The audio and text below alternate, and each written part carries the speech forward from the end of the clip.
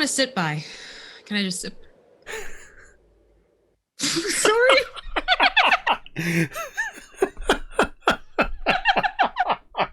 I thought, hey, we're going to go into this one live with no giggling and laughter.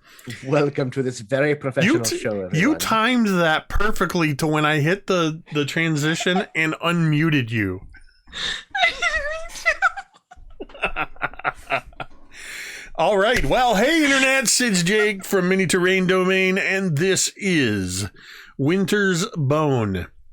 Dawnbringers, Rime of the Frostmaiden, Season 5, Episode 13. And this is part of our long-running Dawnbringers campaign happening every Thursday night at 8:30 p.m. Eastern right here on twitch.tv/MiniTerrainDomain. Welcome, everyone, as we are getting ready to continue after an incredibly epic session last week. The takedown of an ancient white dragon known as Arviatris. So we'll see what happens in a few minutes after a couple of quick announcements. And we'll get going with this game. First off, I want to be sure I don't forget to add this domain die. We got rated by Big Bearded Nerds, so thank you for that. Domain dice looking up above V's head there. You will see all of the 114 domain ice that are sitting up there. Those are the way that you, the viewers, can have an impact on the campaign. Simply by subscribing, resubscribing, gifting subs, raids, all of that stuff. $5 tip, 500-bit cheers. All of those things will contribute domain dice to the pool. They went through almost 70 domain dice in that battle with the dragon last week. So the domain dice do help. So keep that in mind while you're watching. We are 11 days into March, new sub goal. Eventually I'll figure out how to get it on screen. But the sub goal for March is 100. We are currently at 63 subscribers. So if you're feeling compelled, please consider subscribing. Taking a look down at the bottom of the screen, you will see some logos. First off, Jasper's Game Day. We are proud to be partnered with Jasper's Game Day, an incredible organization dedicated to raising awareness, education, and ultimately the prevention of suicide through tabletop gaming. And we are getting really, really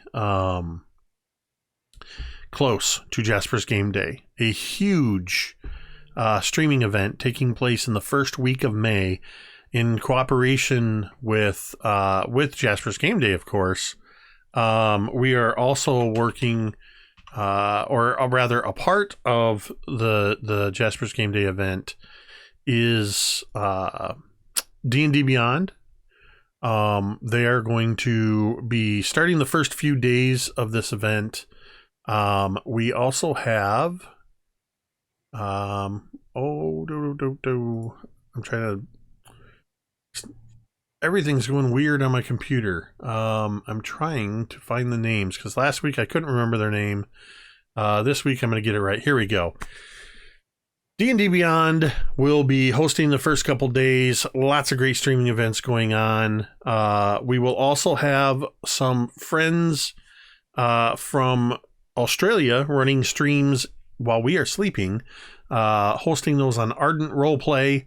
And the tail end, the weekend after our streaming events on Mini Terrain Domain, will be Hearthsinger Games, hosting the Paizo Pathfinder games that are taking place there. We've got so many games going on. We're adding a 6th day to Jasper's Game Week on Mini Terrain Domain.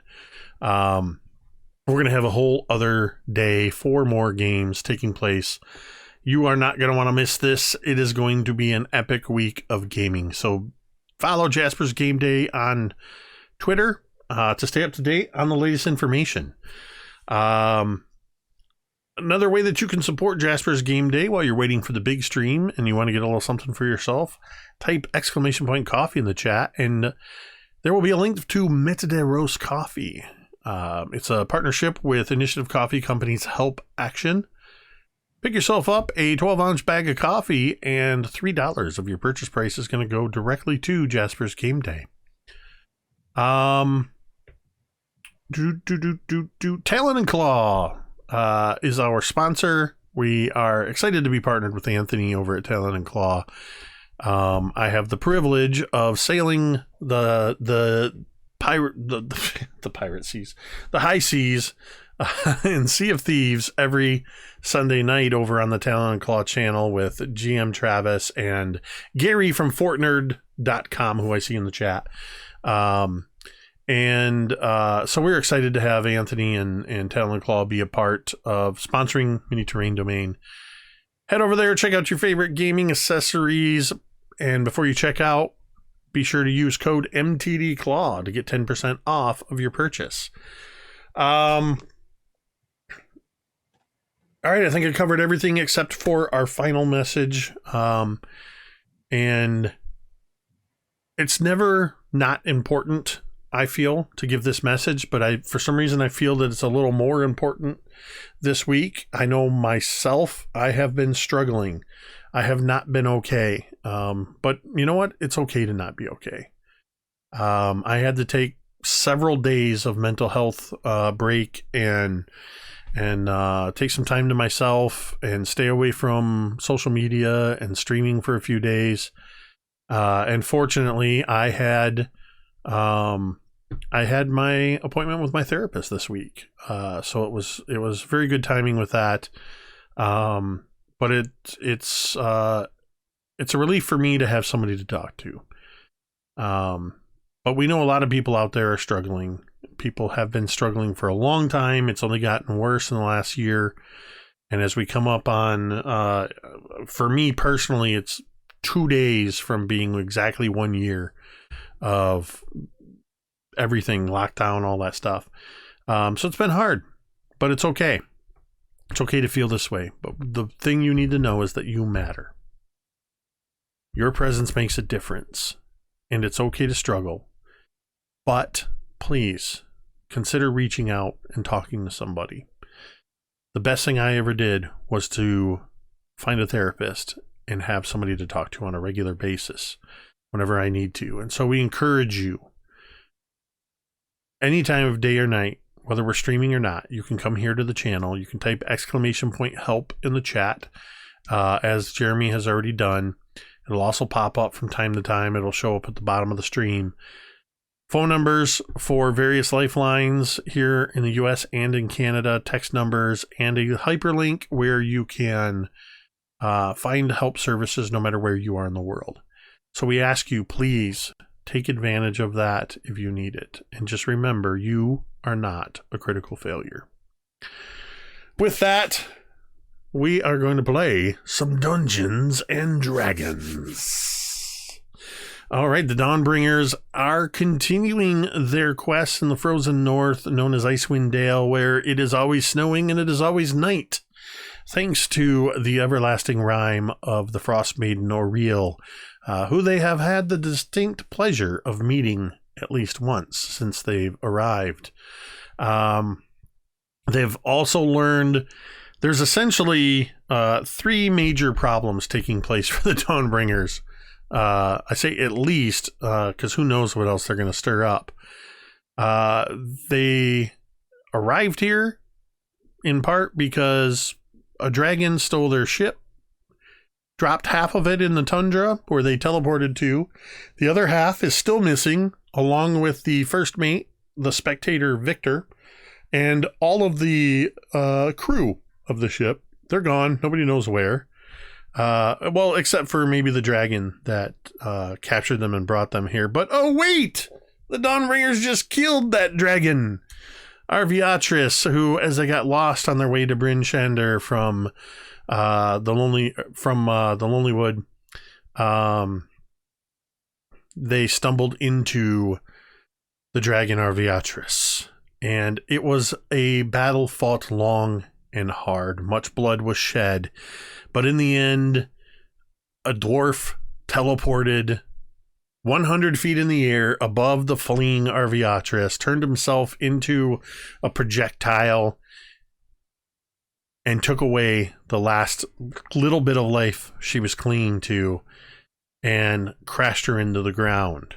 In addition to not knowing where their friends are, there is, of course, the whole thing with the constant winter that has been going on for 2 years because of the Frostmaiden.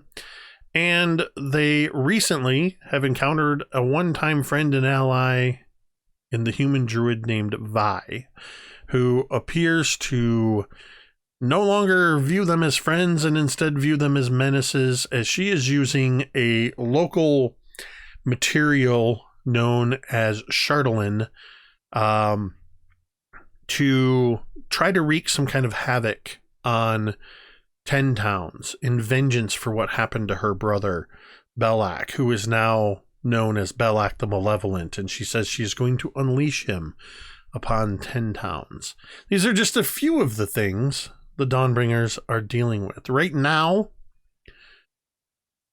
the Dawnbringers are in the middle of a blizzard, not quite sure where the road is, not sure where their sleds and dogs are, not sure where Talmud is, for that matter. As he crashed into the dragon, they heard a crash somewhere off in the distance. As we join in with this adventure once again, I might need somebody, maybe one of you Dawnbringers that's watching the chat, keep me up to date. The notification system on Twitch isn't working, so I'm not seeing when people are subscribing.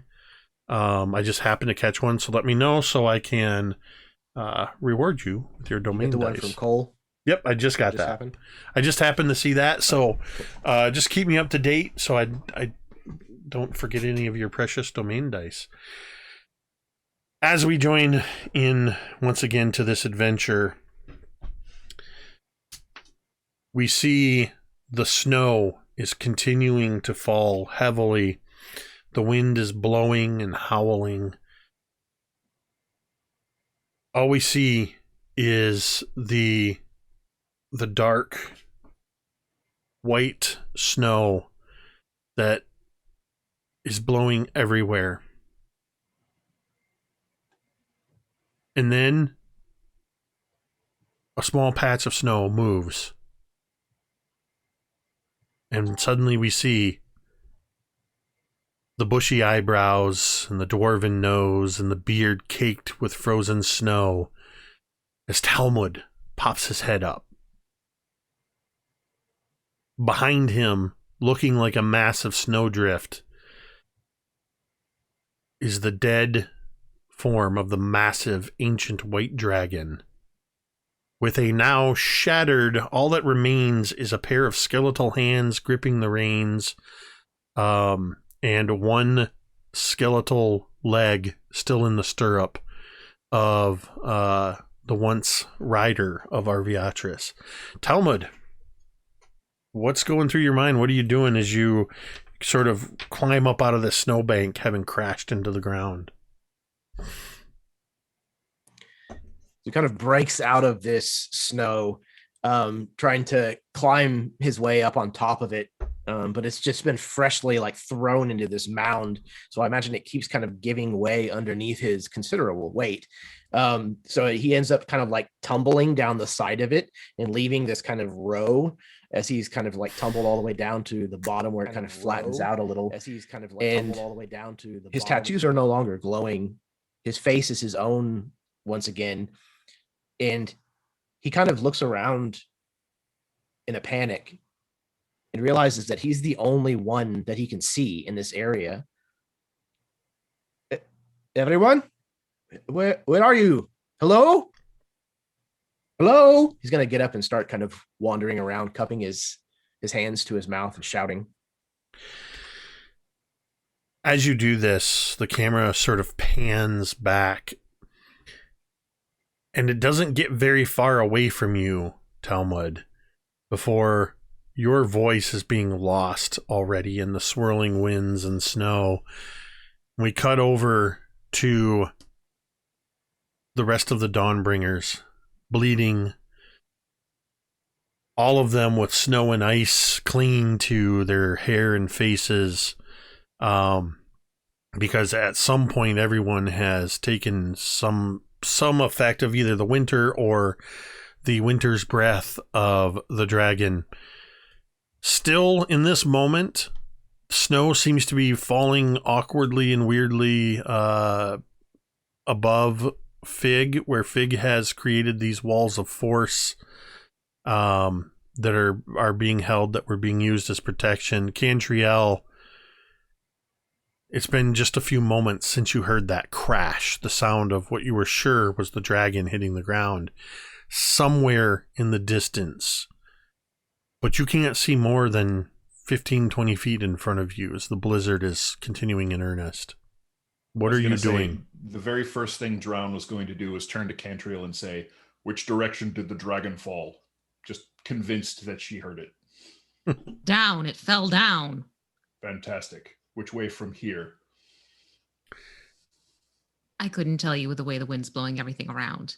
You can make a survival check at disadvantage. He sort of squints his eyes like he doesn't really believe you. Well, I was on one side of the dragon. The wall of force was on the other, and I had seen it kind of flying away. So could I also make a survival check? Because my plan, he knows the way his cousin's thinking. He knows that he's got that cape, and that he was going to teleport on top of the dragon and try and bring it down. So he's going to run in whatever direction he thinks, yelling for Talmud. Yeah. I got a 15 if you meant for me. Yep. Go ahead, Thorgarn, make that check as well. I also have a 15. Would have been a 24 had it not been for disadvantage. All right. Yeah. Thorgarn, since you said you were running, roll me a d8. D8. It's going to be a 6.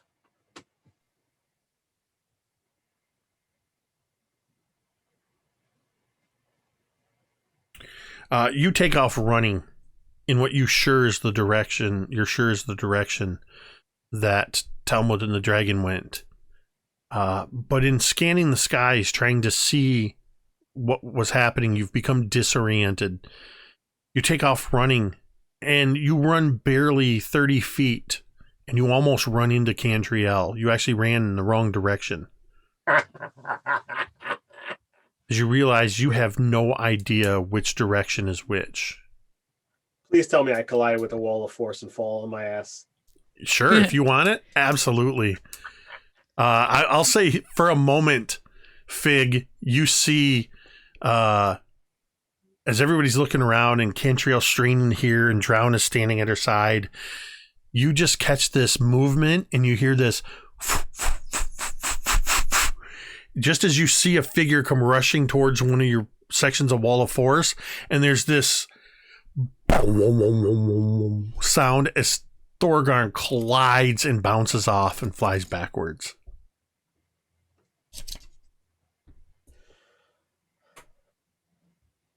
Well, you can see that it still works. Fig calls out from behind the force field.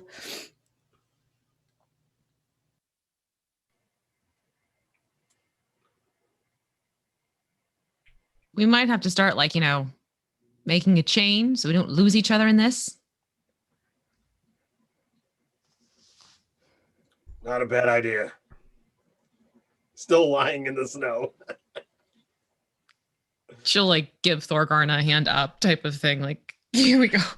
Fig, make me an insight check real quick.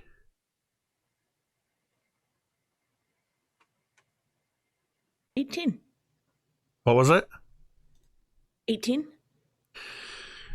Because you're still holding this spell up and you have this magical connection to where you put the wall of force and sort of had it go out over and away in this direction over the dragon, you alone know exactly which direction Talmud and the dragon went.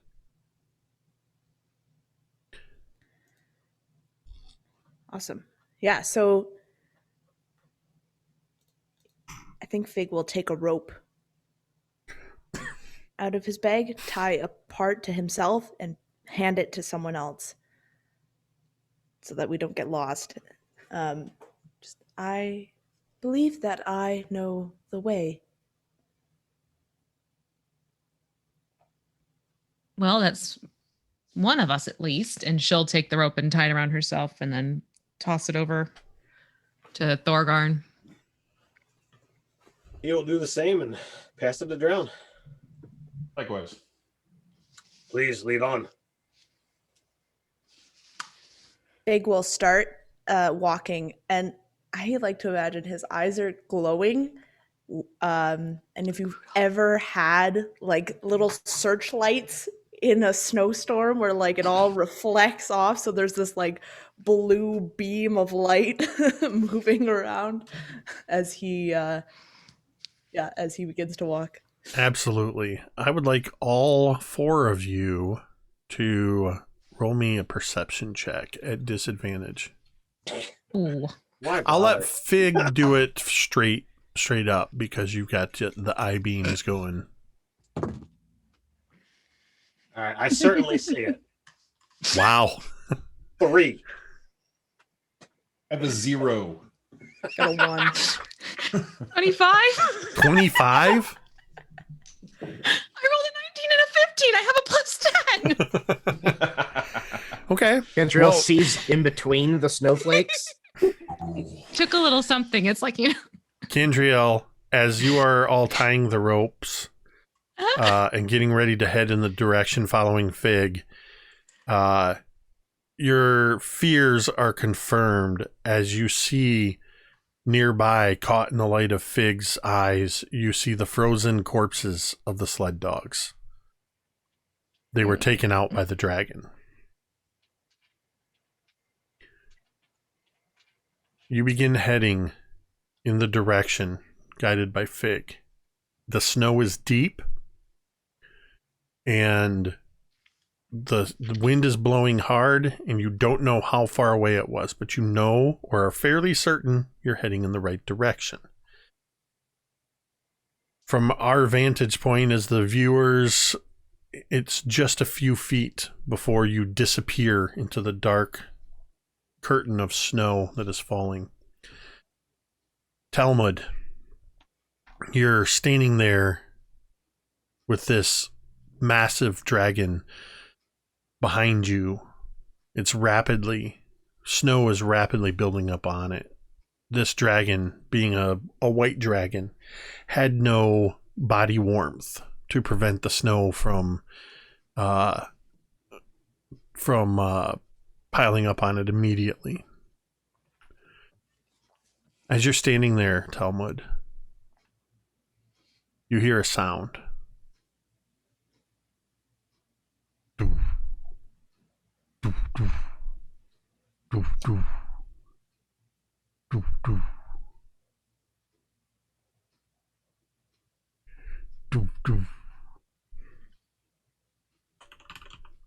You're not quite sure where it's coming from.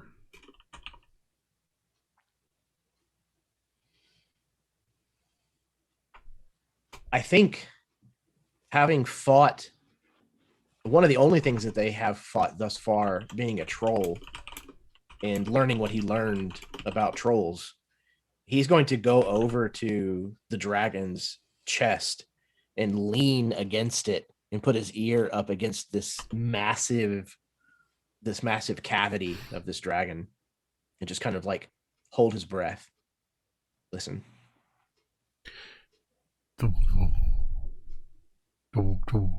But it's not coming from the dragon. You're not sure where it's coming from. Then you hear this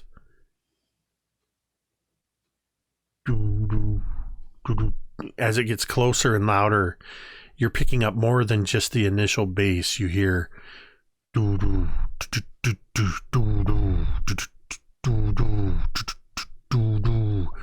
it's drumming. You still haven't pinpointed the sound, but you're hearing drumming. So Yep, we've all experienced that that car driving through the neighborhood. It's that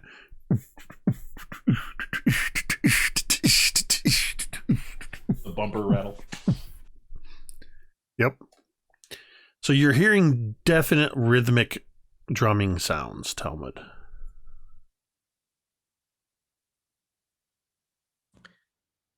Can I discern a direction? You can make a perception check to see if you can figure it out. At disadvantage? Yeah. Okay. Kind of like the wind was pretty harsh, so let's see. Perception's not great. Not bad. I am gonna spend a domain die. Okay. Since we have them. See if I can get better. No. That's an 8 total. Okay. You don't know for sure where it's coming from. As you are looking about, trying to figure this out, initially you leaned in close towards the dragon's chest. Now you're kind of looking around, casting about, listening. And then you hear this.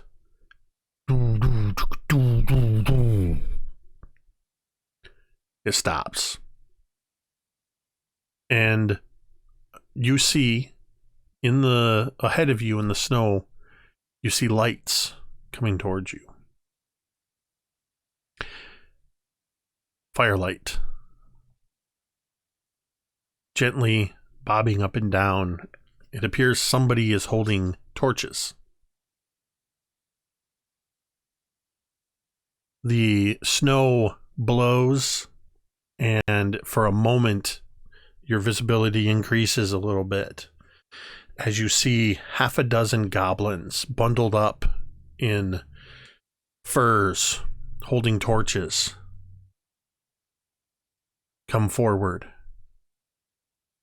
They seem to be looking around, and then you see behind them 2 massive polar bears pulling what looks like well, if somebody described to a goblin what a stagecoach looked like, and then the goblins put their own spin on it, that's what you see being pulled by these polar bears. It's a large wooden structure with banded wooden spiked wheels that are helping it to dig through the snow. And you see a second one, 2 more polar bears pulling it, as more goblins bearing torches are coming out of the curtain of snow in your direction. What are you doing?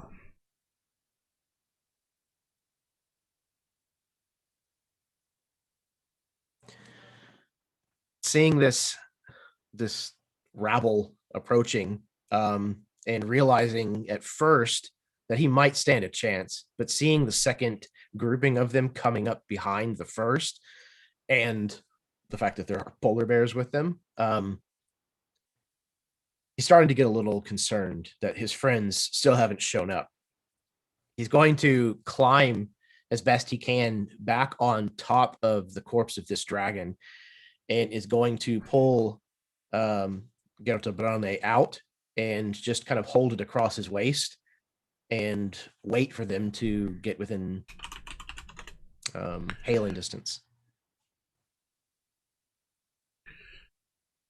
All right, so you're climbing up on top of the dragon. You're not trying to hide behind it or anything.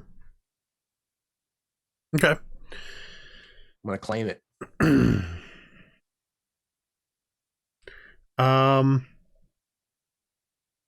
Okay, so it's only a few moments before the goblins close in enough. Wait a second, hold on. That was just a mix-up. Don't read into it. Sure. There's a dozen white dragons that are approaching you. They're disguised as goblins. It's revenge time. It's that thing where you have to fight a boss in a game, and then later all of a sudden they just throw like 3 or 4 of them at you.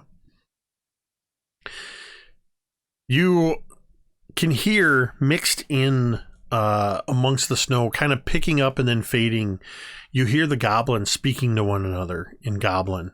Remind me, do you speak Goblin? I actually might. Hang on.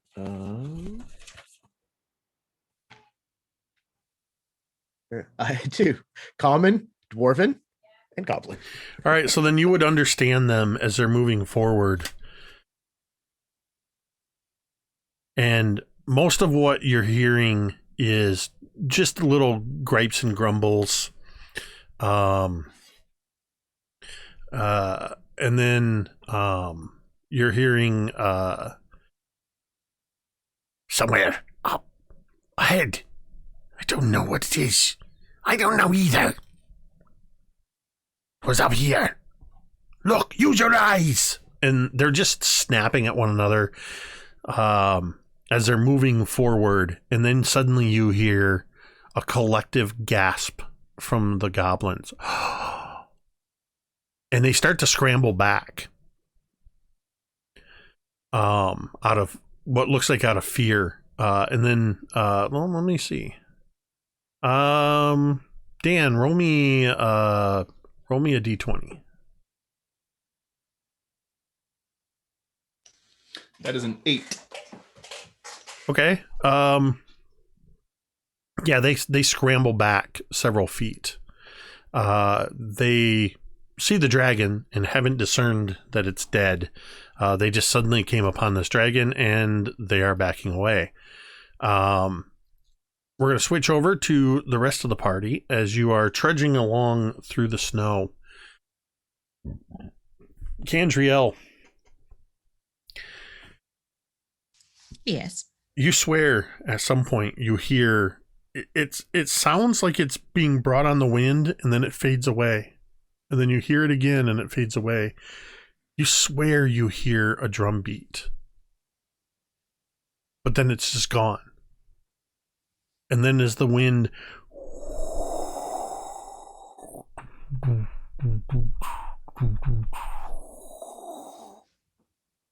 somewhere up ahead of you.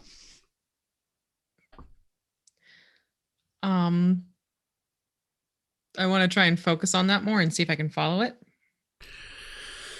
Alrighty. Go ahead and use your... I'm not even going to give you a choice because I know what you're going to choose. Use your perception. I was going to say perception or survival, but... Yeah, we're going to go with perception because, you know, it's a thing. You want a plus 10 or a plus 4? Well, you know, it's kind of a no-brainer situation. That is going to be a 22. You are able to lock in on this sound and sort of hold its position even as it fades. And about the time it stops, you start to notice up ahead points of light, several points of light from fires. At this distance, you can't discern what they are. What would you do? Pretty much just tell the other three. There's some light straight ahead. Some sounds might be worth investigating. If we're seeing it, Talmud might be seeing it too. Although light, maybe it's a convening point. Yes, just don't go into a light, but we're going to follow a light. Let's be clear about this, okay? Sure. So Fig's in the lead, so Cantriel would kind of like, you know, lean over Thorgarn and kind of like tap Fig on the shoulder and point to where she's seeing the lights. Probably like his eye beams go near. All right. So you begin heading off in that way. Talmud, perched atop the dragon,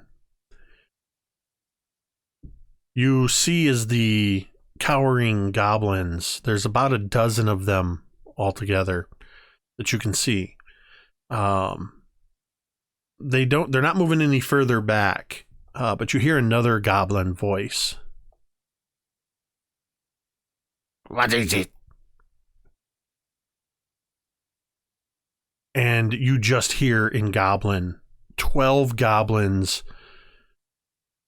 screaming, swearing, and saying dragon. And you also hear the word ice claws repeated. And then you hear, let me see. And another figure begins walking forward, this one holding a bullseye lantern. This is a goblin that, as they move forward, you see that this goblin, she's only got one ear. She's got a scar running across from under her hood, kind of down across her face. As she comes forward and holds the lantern up, kind of peers in.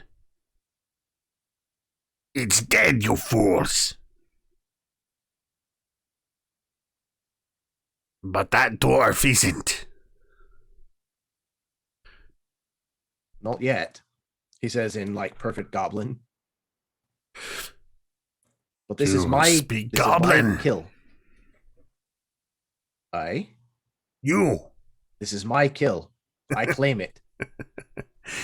You, a single dwarf. You killed Ice Claws. He kind of hesitates for a moment because he doesn't remember exactly what happened, whether or not it was him or someone else. But he's pretty sure that he at least had a hand in it. So he's going to do the next best thing. He's just going to lie. Yes, it was.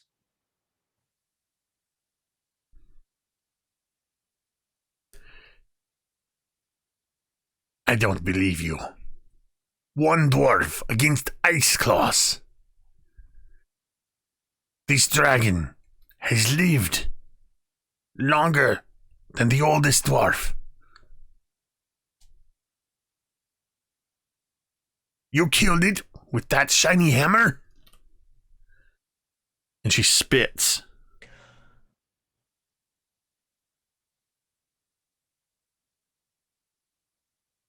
Again, not fully remembering what even happened, but he knows he was wielding Gerta Brelne, so he's going to say, well, this dragon lived for a very long time, but it only crossed my path once. Go ahead and make a deception check. Or performance, however you want to do it. It's going to be one of your charisma skills.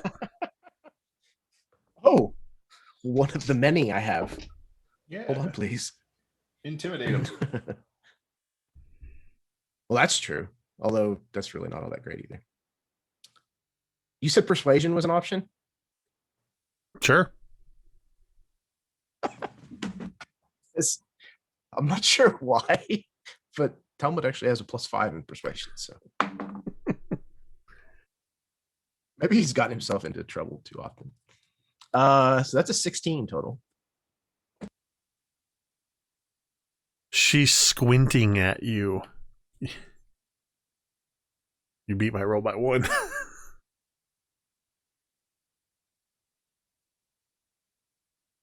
Then if you... A goblin's probably about all I could lie to. If you killed Ice Claws, then you are a hero. And we will feast on you. No, not on you. We will feast you.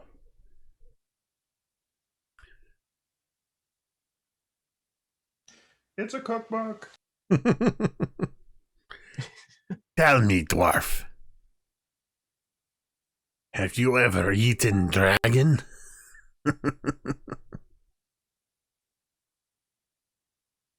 Again, he wasn't entirely present of all of the times when they've actually fought a dragon, so he's not entirely sure if it's true or not, but he's going to say, no, I don't believe I have.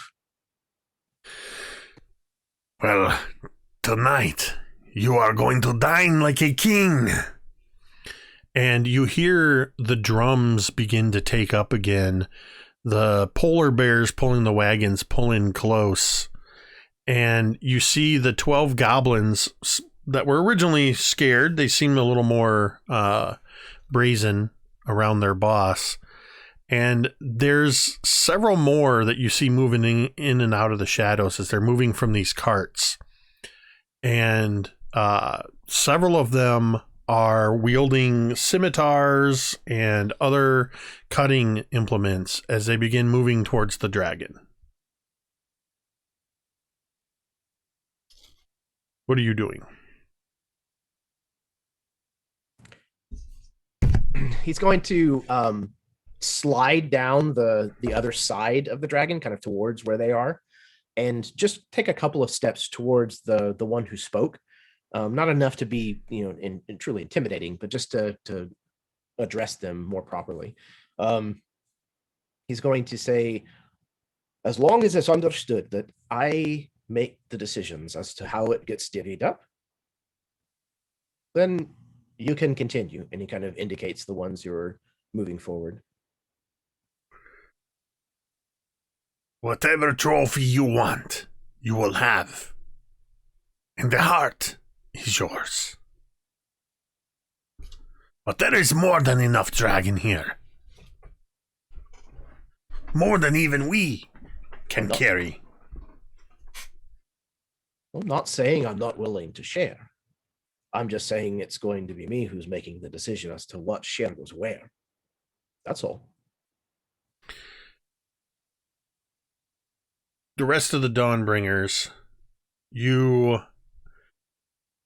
are coming up about this time. You see, you're sort of coming in from the side of this.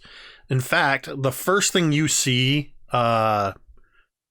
Fig, is you see the tail of Arviatris. You almost trip over it.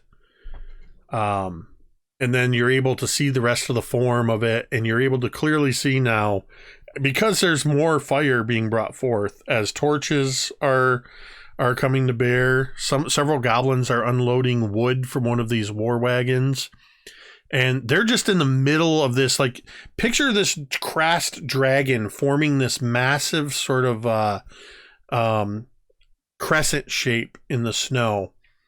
And in this natural crescent shape, they're starting to build a fire. They've circled up their couple of war wagons. The polar bears are grunting and licking their chops. There's at least 20 or more goblins here in total. And this is what you see: Drown, Cantriel, Thorgarn, and Fig. And you see Talmud standing pretty much toe-to-toe, Gerta slung up over his shoulder, talking to this one-eared goblin, just as she says to you, Talmud, I am Izobai.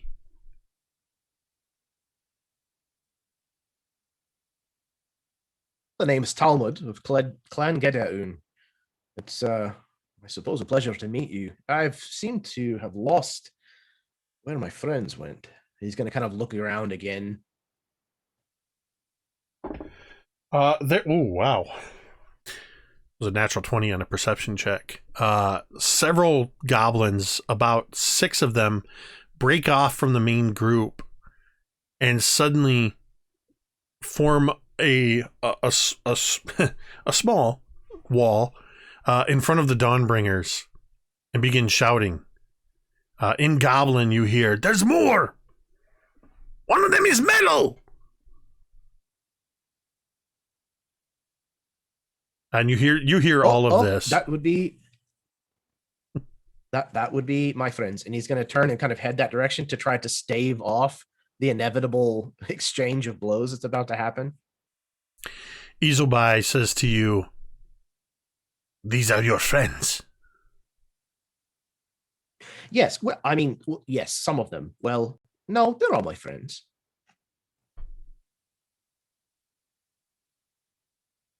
And I want to know who it was you were questioning. One of them is my cousin. So I mean, yes, kind of friend, cousin, you know, whatever. Isobai looks at some of the goblins, makes a couple motions, and you see that they sort of spread out a bit and have gone on the defensive as the rest of the Dawnbringers, you come in on this site.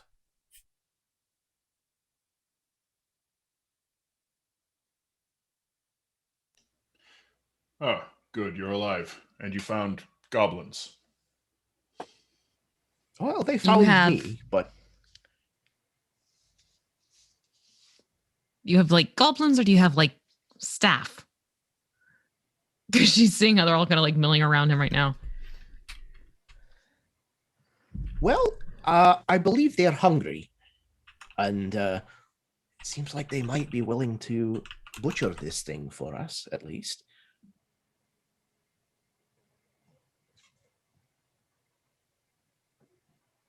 That's... Why is everyone looking at me like I grew a second head?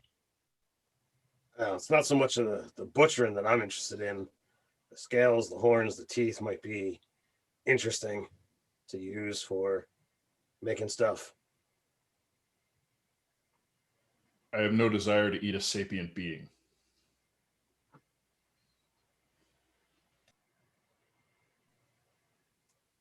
Well, it seemed like the good idea to agree with whatever they were offering at the time. I'm not exactly in tip-top shape at the moment. What they decide to do is up to them. Quite frankly, I've supped at the table of a dragon. I'm not going to eat a dragon. But the hide, you can make fine armor from it, can you not, Thorgarn? I could. Definitely take some time and to get the right pieces. Well, we're going to need to find a place to camp. So fire here seems as good as anywhere. I definitely say that they could get to work and we could lick our wounds. That was definitely not a fight we were prepared for. By the way, what exactly happened? How did I end up? It flew how did away. You guys end up over? It flew away. You used your cape thing on it again. Oh. And then I only imagine you rode his corpse to the ground. Could not see what happened, but we are fair certain that you killed it in the air. I suppose so. Well, I'm glad that we were able to find one another. It can't have been an easy task. He kind of looks around at the blizzard around them. So at this point in time, Thorgarn is going to, throw away whatever, practicality is left and just hug his cousin. Oh, well, hi, Thorgarn. Thank you. I'm fine. I mean, well, I seem to be pretty hurt, honestly. Well, we can sit by the fire. We can kind of shake off some of this cold. That dragon certainly left a brittle bones. Was the ale from the sleds salvageable? We haven't seen to the sleds yet. Well, I hope so. I could use a drink. Isobai says, "You want drink? I've got you covered." So, in the interest of bypassing a detailed scene of dressing a dead dragon and everything, we'll just assume that stuff is taking place. The goblins are tending to the dragon. Or Talmud or anybody, if there's any thing that you want, hide or any of that stuff, let me know. we're gonna kind of hand wave this just so we're not going into gory details of this. But as long as you're willing, it appears the goblins are willing to host their offering without offering, just by their presence and their demeanor. This appears to be a safe place, so that you can, at the very least, gain the benefits of a short rest, or you could choose to stay here longer with the goblins. Whatever you decide to eat or not eat, we can assume you have rations. And we'll just say that the goblins find it odd that anybody wouldn't want to partake in a delicacy like this, but they won't push it. And we'll just, so if there's any conversations, any questions you want to ask of Isolbai and the goblins, have at it. Or conversation amongst yourselves. Do they actually speak common? They do. Okay. So that makes things a little bit better. I would inquire as to, why they consider it a delicacy. They talk about believing that a creature as ancient as this dragon, they believe they can consume its spirit by consuming its flesh. They think it will give them prosperity. All right. So Thorgarn would be interested in, scales enough for armor, teeth and horn to kind of craft stuff with, whether they be, handles or just full on blades, whatever he can actually get away with. I think at some point in time, we would probably try and go back and find the sleds to be able to haul stuff away with. Even if it means the dwarves wind up becoming the ones pulling.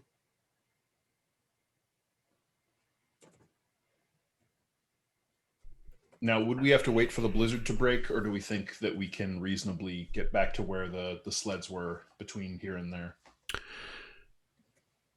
There's no tracks to follow. There was no markings on the land. I think common sense would dictate waiting for the blizzard to pass. That's fair enough. And then I would imagine, we would look at the dead creature that was its mount, or that was its rider, I should say. See whether there was anything on it or whether it's just a skeleton. What's left of it appears to have just been a skeleton.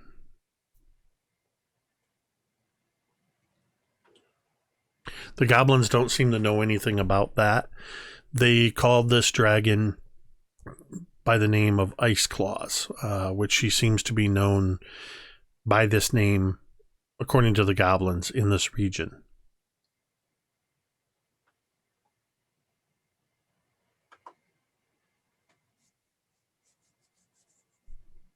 So we're taking, at minimum a short rest so we can be able to spend some hit dice. That's going to be very useful.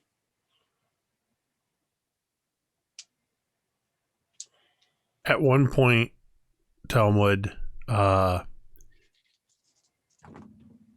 Isolbai is just sort of looking around, just sitting there, kind of after some of them have eaten. The goblins are packing a lot of the hide and stuff up. There's no way that they're going to be able to do much with this dragon. This is a massive dragon, and it's already partially covered in snow now. But she looks at you and just sort of look. The two of you are standing there, and she just looks over at the dragon, and she looks at you, Talmud, and she says, "Arathatar will be pissed if he finds out."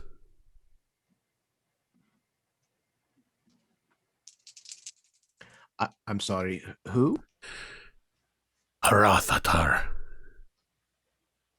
Ice Claws. Rothatar. He would be. Ice. That's the name that No. they kept saying. Ice Claws. Sometimes she mates with our Rothatar. He is also an ancient white dragon. Oh, there's another. Lives to the north. White dragon. A pair of them. In the sea of moving ice. Further to the north. He has not been seen around here for at least 50 years. That's probably a good thing. I'm sure they'll be fine. I'm sure. He's like turned and walked away from the goblin, like, but he's still talking, saying it'll be fine. Like, even though he's walking away from her.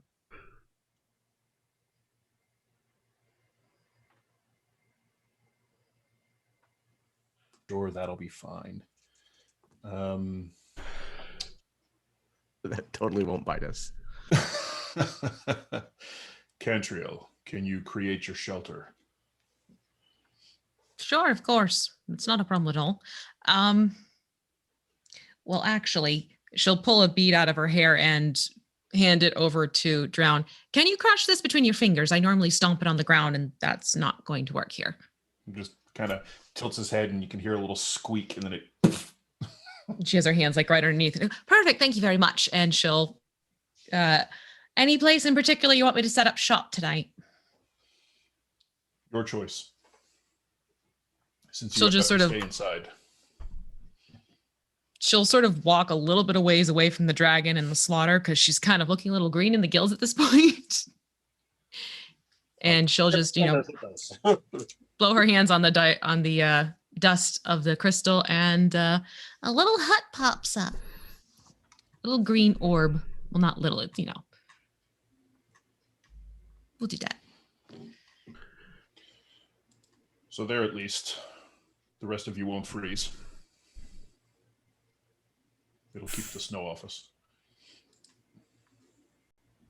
Fig, roll me a d20, or rather, roll me 2d20 and tell me the higher number.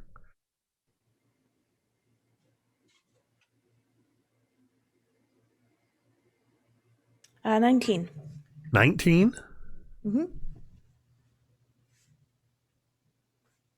As around the time Cantriel is creating this hut for you all, Fig, as you're standing there, you hear a sound coming from the direction you came from, which you only know because of the orientation of the dragon. It is a barking sound. And a moment later, one of the sleds with 3 of the dogs comes forward. The sled is a little canted. And it looks like whatever gear was strapped to it is still there. But it's just the one sled and the 3 dogs. Oh, one of our sleds. Some of the dogs survived. That's nice. Big is going to rush out of the little hut and go and hug the dogs. Aww. And their snouts are up, and they seem to be, well, excited to see you and quite frosted. These 3 appear to have obviously survived and look okay. They definitely could benefit from some rest, but their snouts are in the air, and they're it seems that the activities, the cooking, the dressing of the dragon may have led them to you. As they come forward, you see strapped to the kind of on top and to the side, you see the cask of ale, Talmud. And as you walk over to it, you see that the back half of the cask is shattered and it's empty.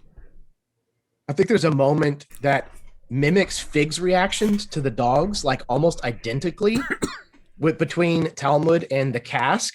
He's like, "Oh!" oh, and he like goes over to it and starts like petting on it, and then he like moves his hand along the back until he gets to the broken planks. No.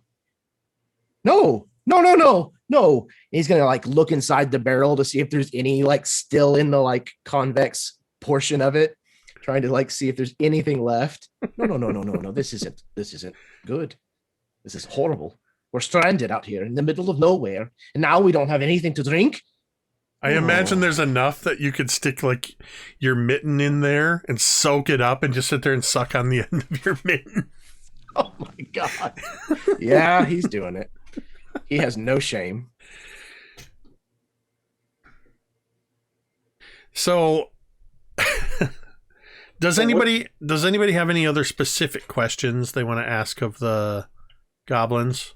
Would they have a clue where the town we're looking to go to is from here? As you talk to them, you find out that the route that you were on, you were heading for what was the name of that? Targos. And then you were going to have to head back sort of southeast to go to Bryn Shander, which was your destination. In straying from the path, you actually wandered quite a ways off the road. But fortunately for you, you actually wandered closer. You're less than 2 hours away from Bryn Shander, and it would be equal distance to Targos. But it's over, not that the roads really mattered much, but you did sort of wander towards your destination ultimately.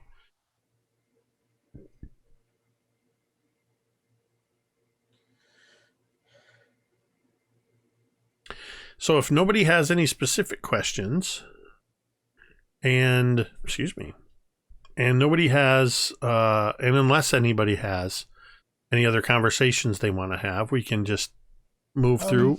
I mean, basic stuff like, where are they from? Are they from one of the 10 towns, or do they have another settlement around? Ask if they know anything about the Goliaths.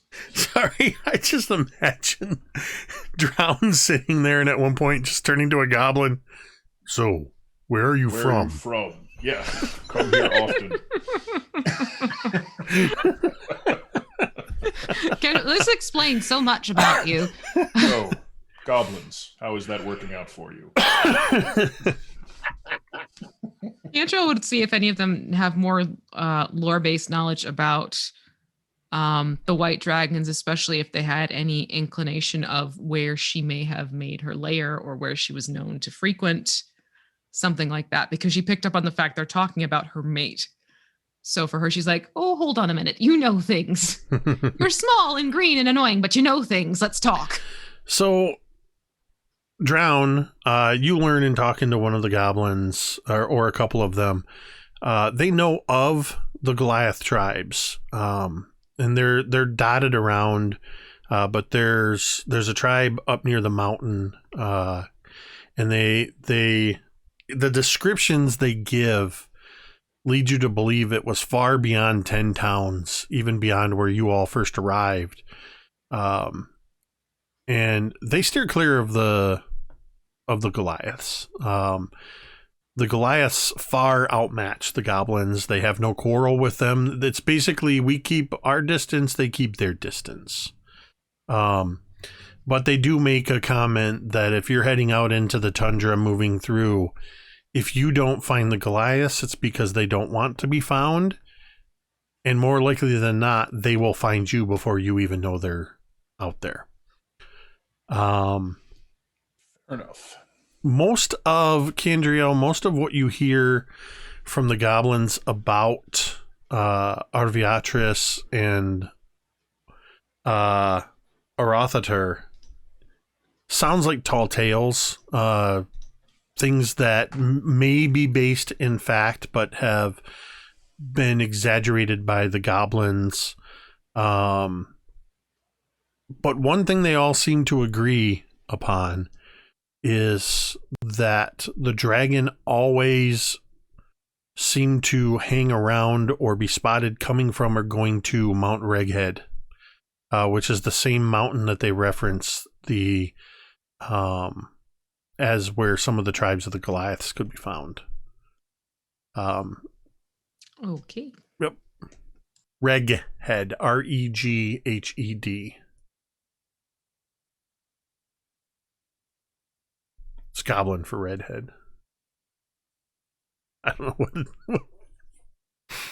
what. Anybody else? Any other questions for the goblins?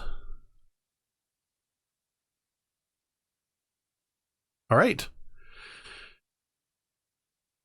You are able, because of the tiny hut, you are able to have a comfortable sleep, comfortable rest if you don't sleep.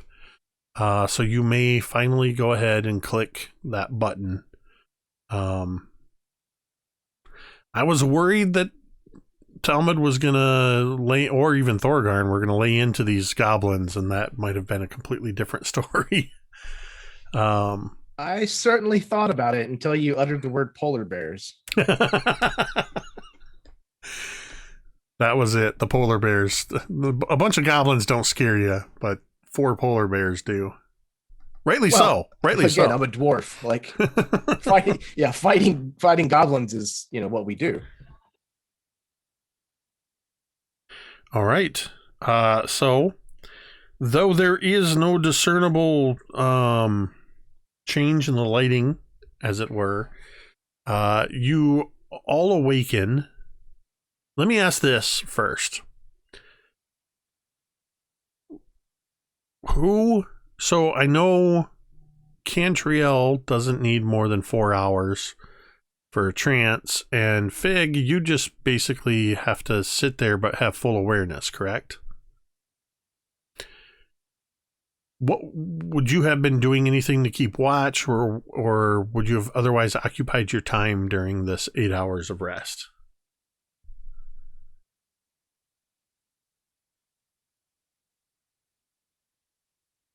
Either of you.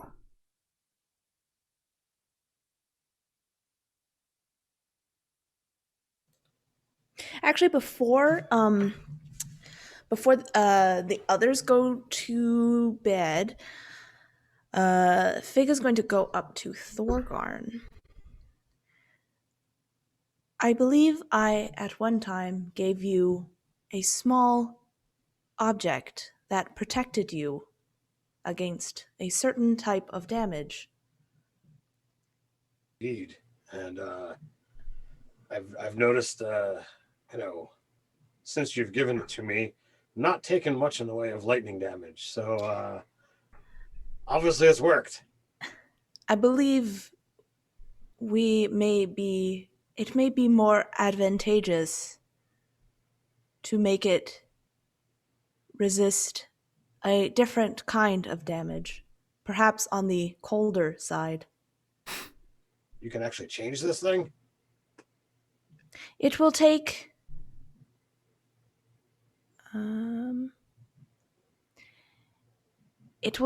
a moment, and it will be with you in the morning. Again, you sure you don't want to keep this for yourself? Fig just shakes his head. Well, I certainly appreciate it. And I feel like when Fig shakes his head because of the hat of holding, you just hear like something fall over, like in a distant room, like in a closet. That's just my headcanon.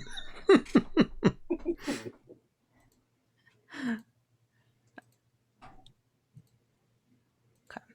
He is going to take the stone then, and this allows him to, like, whenever he casts a first level spell or higher, I can change effect on the stone as long as it's on my person. So he's just going to cast. I actually imagine he's going to cast Featherfall on a leaf that's like floating down, just to see it slows down even more as he like watches it just like very, very slowly and gently plump into the snow. and he's going to change the transmuter stone to be resistance against cold. Okay. So we don't have to actually go through the conversation, but I would imagine that we pull out some of the Chardolin, and Fig and Thorgarn kind of like talk about it, like what I know from smithing and metalworking, and what he might know in regards to the actual properties, or from a magic perspective. Beginning to work that Fig is interested in making Fig and Thorgarn wish to make a new thing, and this is going to be the start of that kind of work. Okay.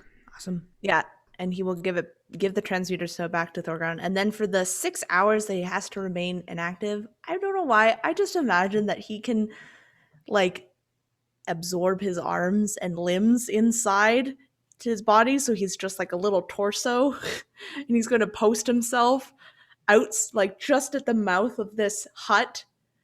So you just see this tiny little like Fig sentry just at the mouth of this hut. Looks like the little floating robot from the black hole.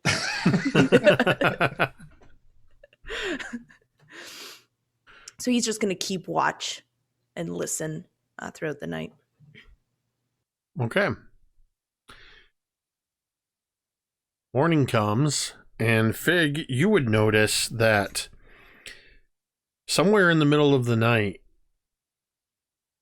as it came time that everybody was turning in, the goblins left the fire burning, and they moved back to the shelter of their war wagons. And then somewhere in the middle of the night, the goblins all left. They rolled away. So you all wake up with most of a white dragon still there. It's almost completely covered in a big snowdrift. It is still snowing, but the blizzard has subsided. Visibility is much better. It's still dark, of course, but the sky has cleared in places where you can see the aurora up in the sky. So everything has this kind of wavers between this greenish and pink hues on the snow. And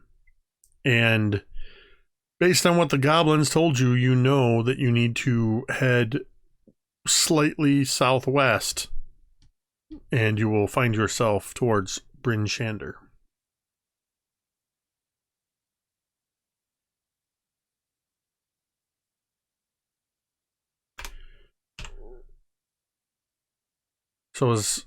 So we have one sled that is barely working, with barely enough dogs to pull it. And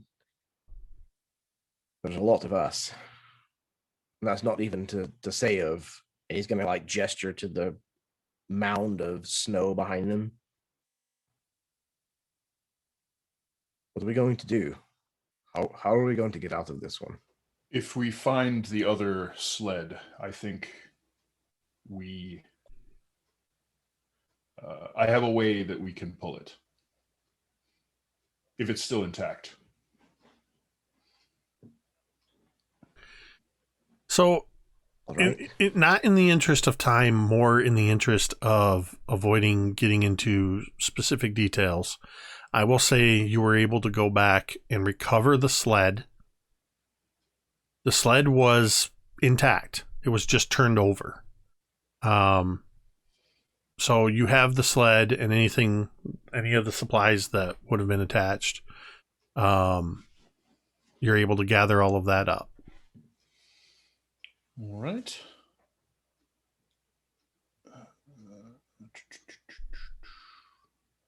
Looking for a thing. So those clockwork animals we had, those were some sort of like figurine, right? Yeah. I don't have an actual item for them. No, I wound up forgetting to make those for you. Which one did you have? I think I had it here, but what I was trying to wonder is it a one and done? Is it like a one-use thing? Is it like a regular figurine of Wondrous Power where you can use them and then reuse them every so often? Or so because I neglected to actually create these items, I'm actually going to grab a Post-it note here. These were your Kiswid's that's right, the Kiswid's figures. Okay, so I will say I'm not going to put you on the spot. You can do whatever you need to do for that. I have a note for that. I have some ivory goats. Oh, yes, you do. But I will tell you that because it's been enough time has passed, you would have been able to study and identify and learn about these figurines. Whatever animal it was or creature it was you picked, you have a clockwork version of that I will get the stats for you. They are figurines of Wondrous Power. Lovely. And they can be used once every 7 days. Oh, perfect. And they will persist for 12 hours. Nice. Or if they hit 0 hit points, they will revert back to their figurine power or form. Right. So yes, you each have a clockwork figure of Wondrous Power, basically. So it was whatever we chose as our other characters in the one shot? Yeah, so you have the owlbear. Cool. All right, so once we find the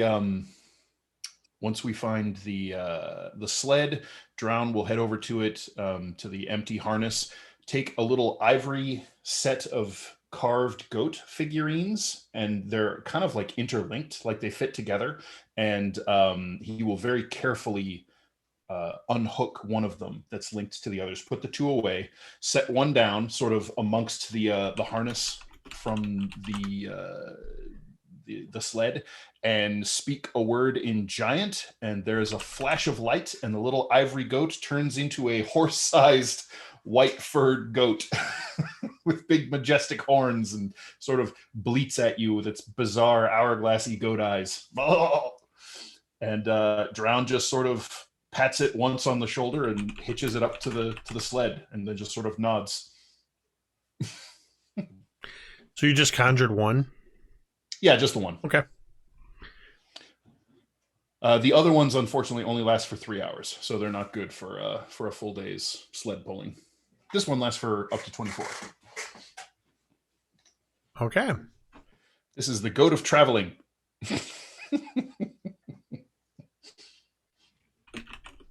Where did you get the Goat of Traveling?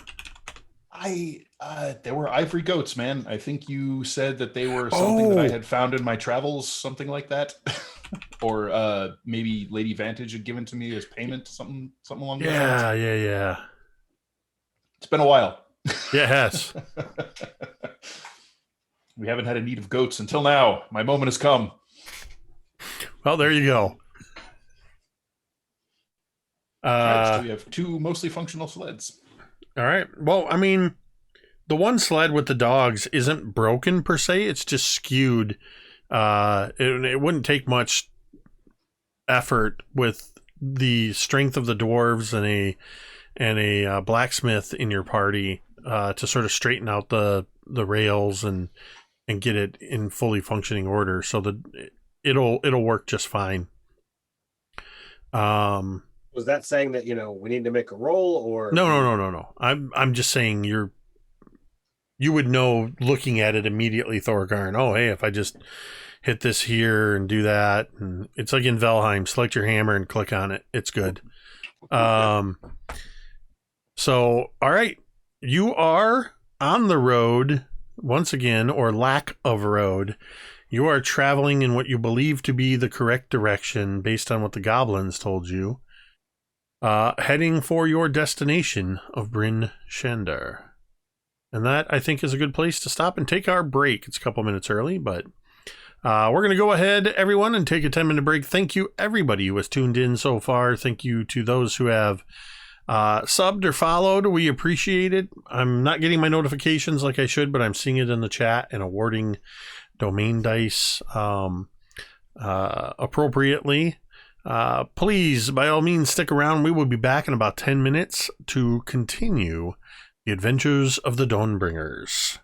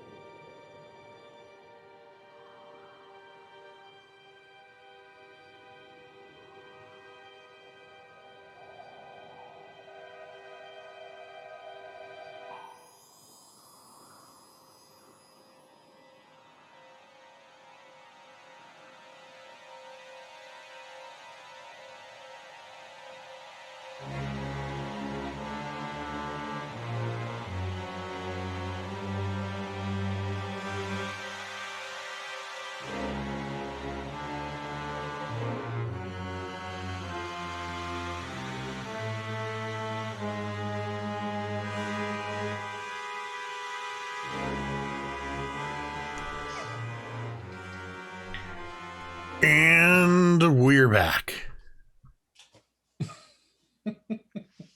All right. As we return, the Dawnbringers are a motley group traveling along with a sled pulled by 3 dogs and another sled pulled by a single goat. Giant goat. A giant goat. 2 dwarves, an elf, a clockwork wizard, and a Goliath. As you approach... You didn't say, and a rabbi. As you approach the town of Bryn Shander, you've known for the better part of the last hour that you've been slightly traveling uphill, until eventually you find yourself outside the gates of Bryn Shander. This entire town, this entire city, is walled in by 30-foot high walls that are constructed of upright wooden poles. And there appears to be some kind of a walkway across them, because you can occasionally see that there are guards walking along this walkway, and they have identified you, seeing you coming. As you approach the 15-foot tall wooden gates that are currently closed,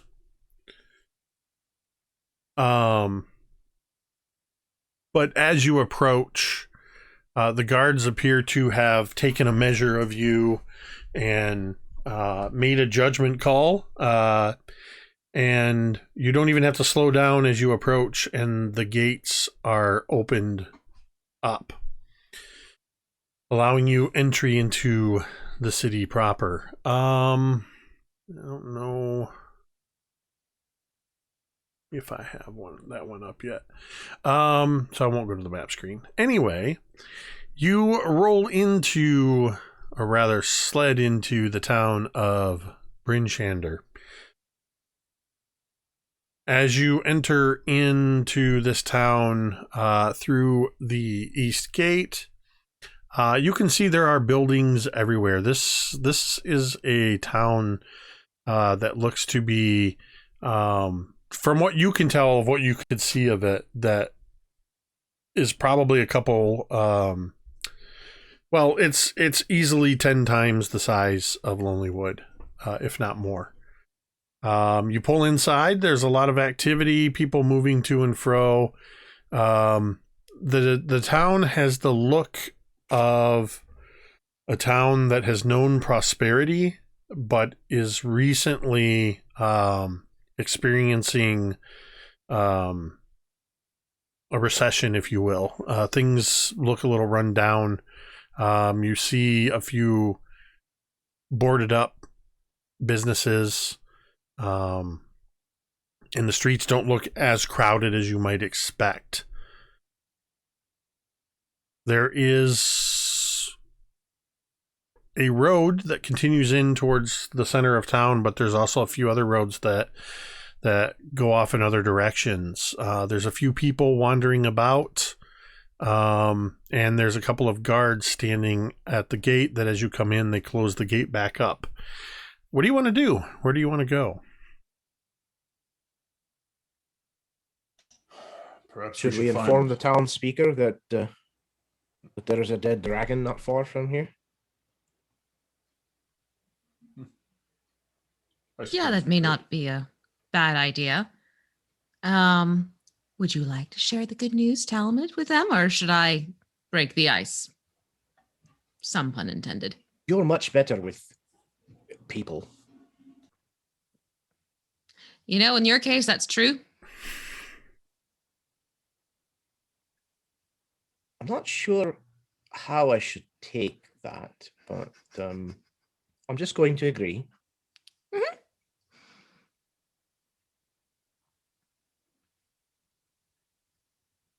Unless Fig, you'd want to. Fig stands up. He's been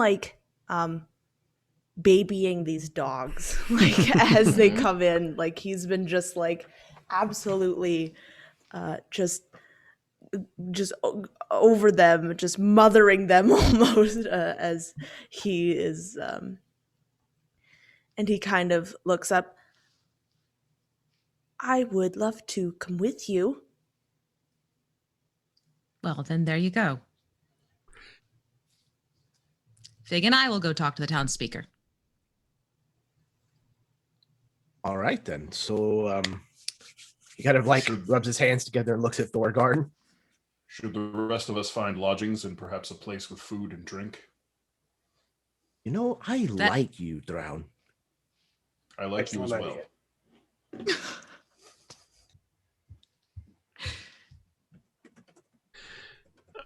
One of the guards, as he closes the door, closes the gate, he comes back over to all of you. He looks to be a middle-aged man. Probably spent a lot of time in the militia as a guard. Face quite weather-worn. Looks like he spent a lot of time out in the cold weather. All right. We'll not have any trouble from you. Where can I direct you? Intended. Have you been to Bryn Shander before? No, this is a first for us, and we are hoping to have a meeting with the town speaker if possible. If you wish to speak with the town speaker, the Vessa Shane will be found at the town hall, in the center of town.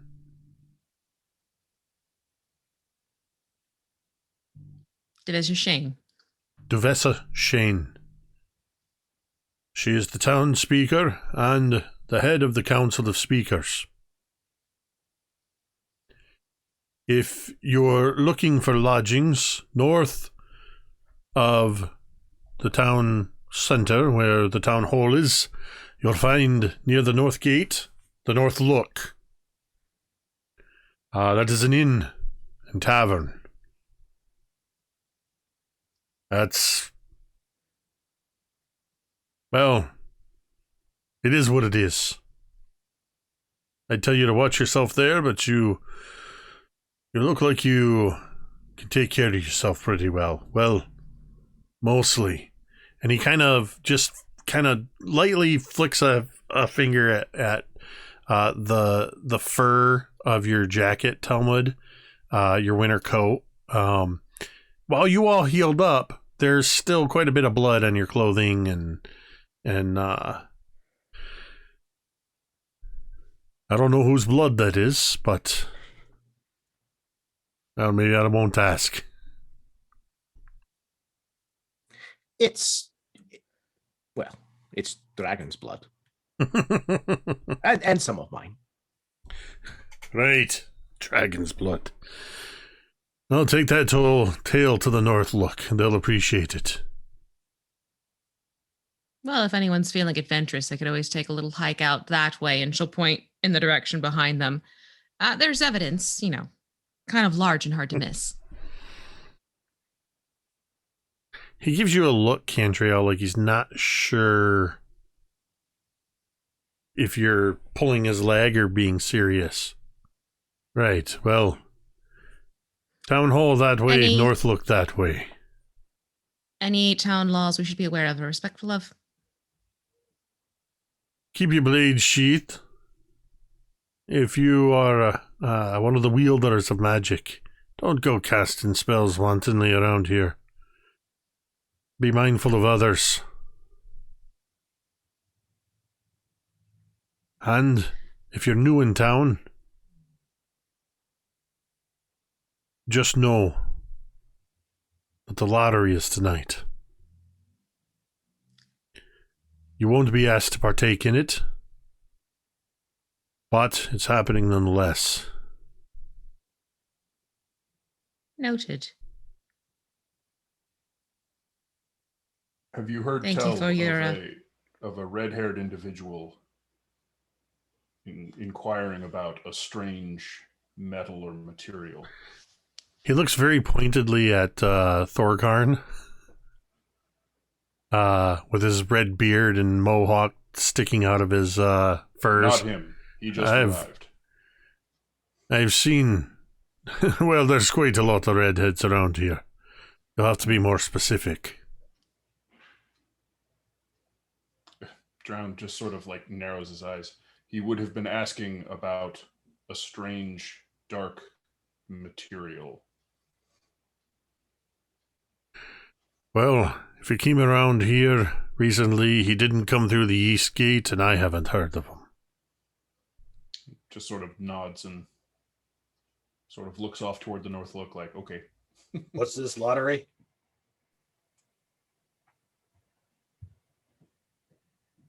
It's not. It's the lottery.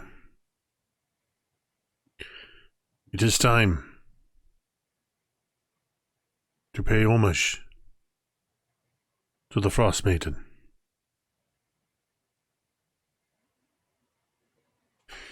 Keep your head down, be respectful, and try not to interfere in things, and you won't have to worry about it.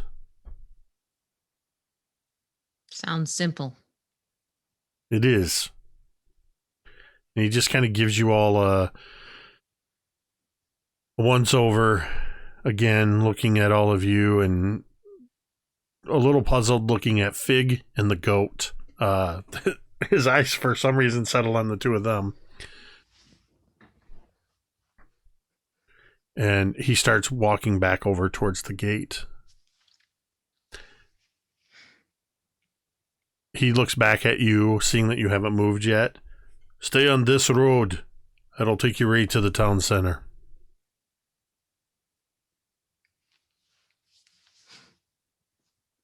Excellent. Thank you. All right. So are we staying together, or do you two want to go talk to the speaker and we'll go check in, so to speak? Probably best to stick with the plan. You check in, we'll speak with the speaker. That doesn't get confusing at all. No. Well, you're able to ride through the town. Everything has this sort of cold gray look about it.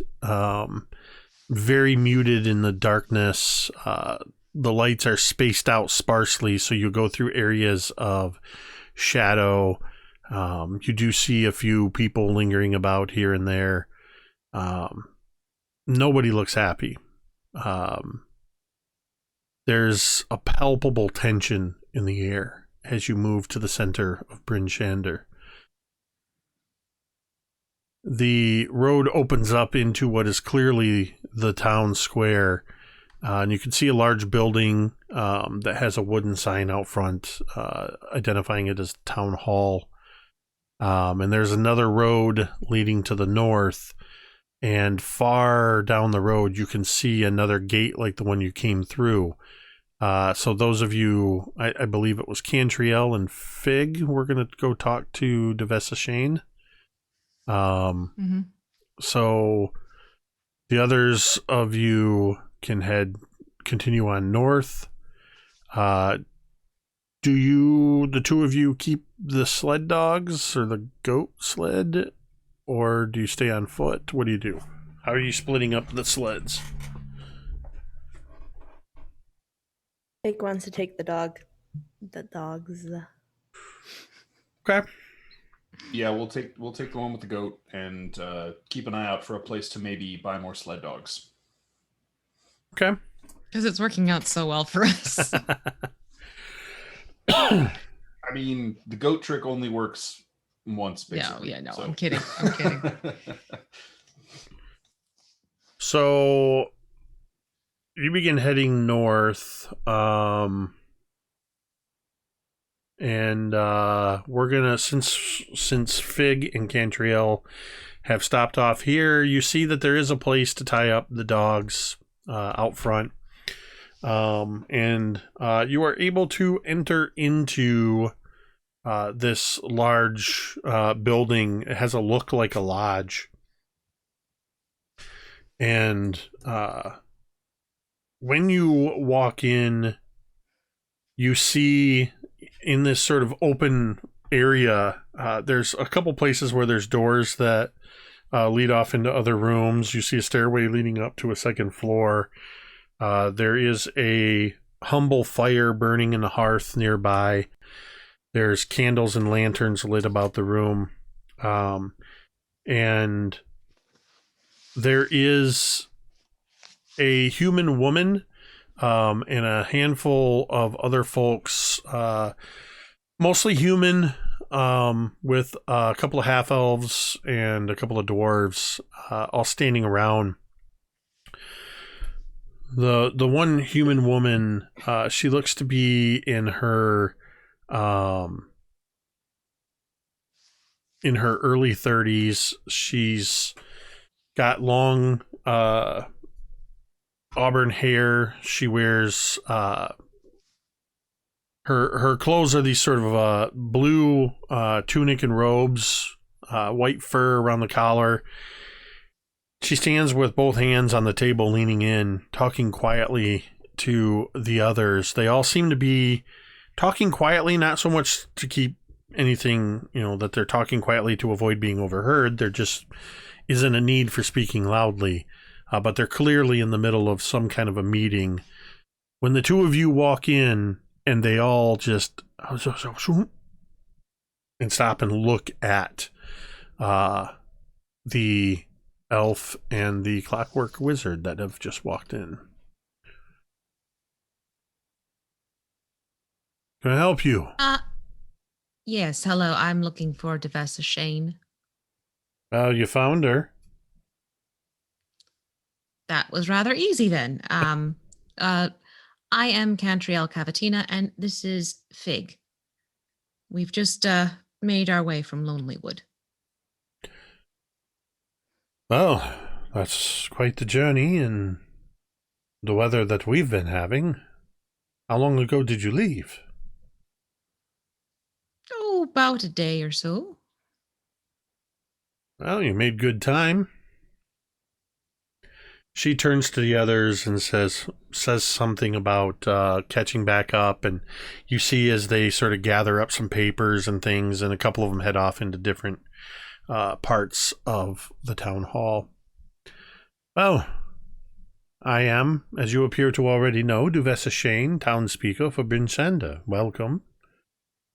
Cantriel and Fig. How may I be of service to you? Let's just say that we're a little bit new to the area and sort of, making our way around, if you will. By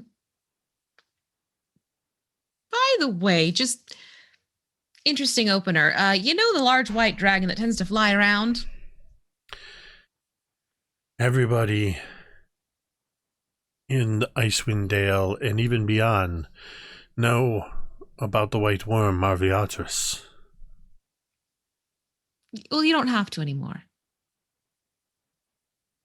We don't have to know about her. You don't have to worry about her, even. She raises an eyebrow at you, waiting for further elaboration. Cantriel will pull out like a dragon scale. Yeah, I imagine at the same time Fig takes off his hat and brings out maybe a tooth or something that he took. She steps forward. May I? Cantriel, she reaches for the scale. Yes, of course. She turns it over in her hand. You found this in your travels? I took it from her hide.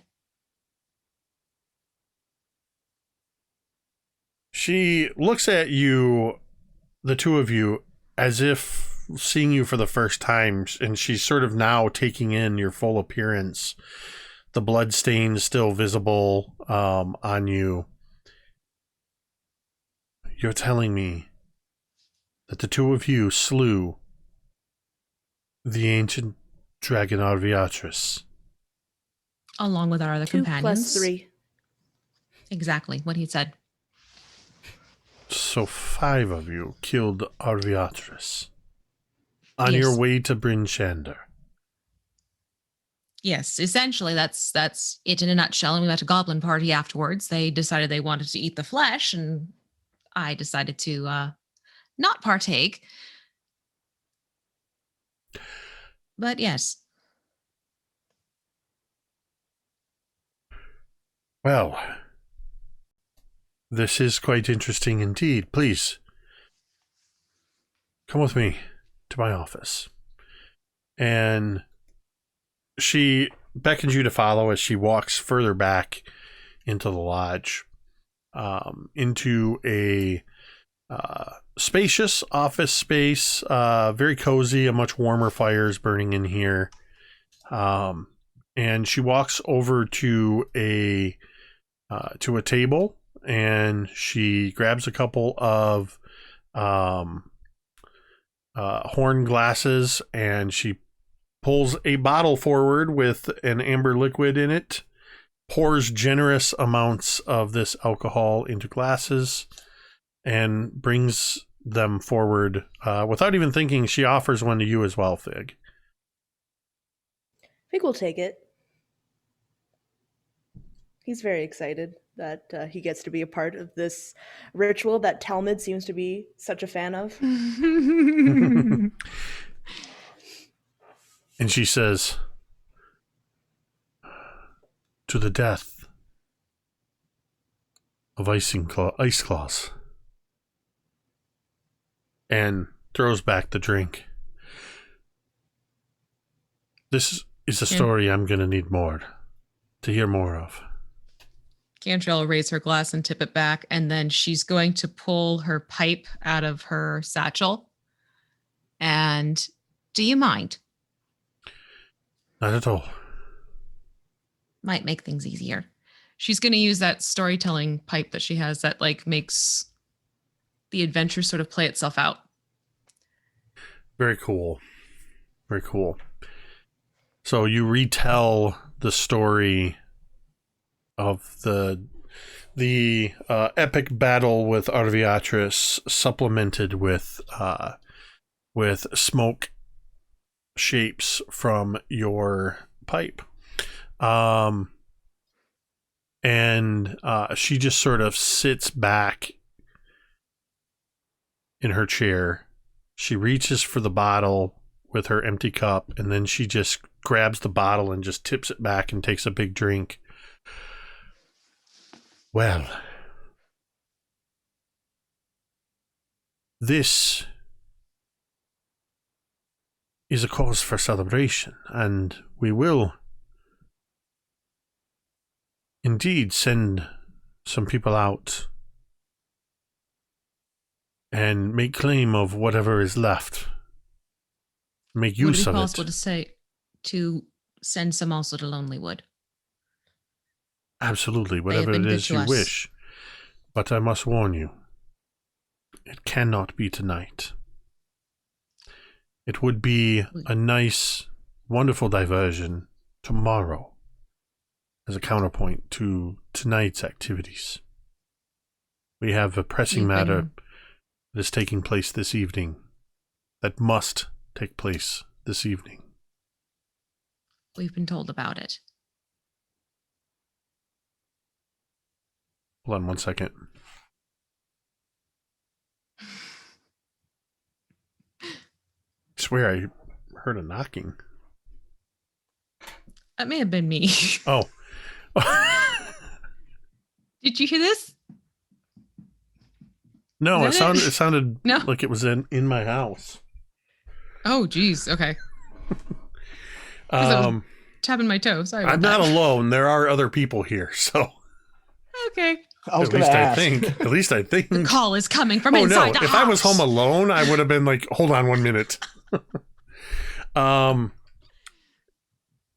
You've been told, so you know about the lottery. Then Well, let's just put it this way.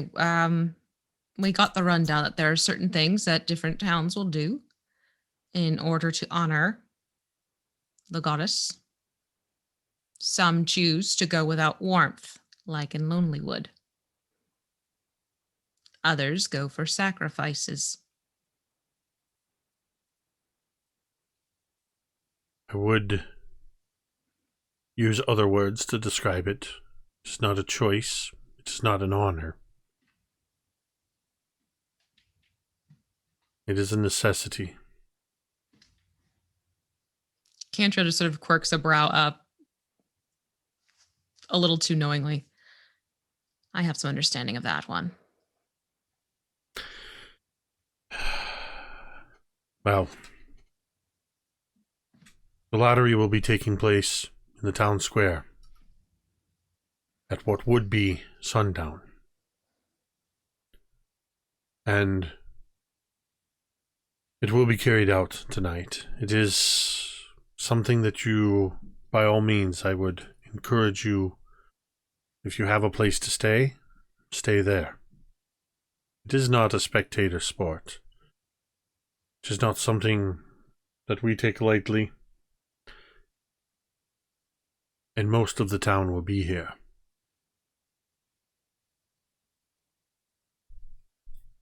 Not to be rude, but has there ever been a situation where the sacrifice didn't happen? Since we began offering the sacrifices through the lottery, it has happened. Occasionally, the chosen has to be encouraged to continue outside. But in the end, we all know it is for the greater good of our survival.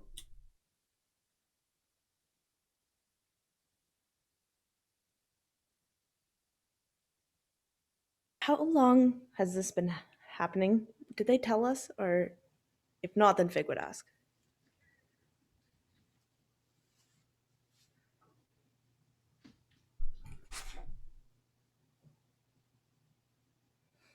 None of you can hear that.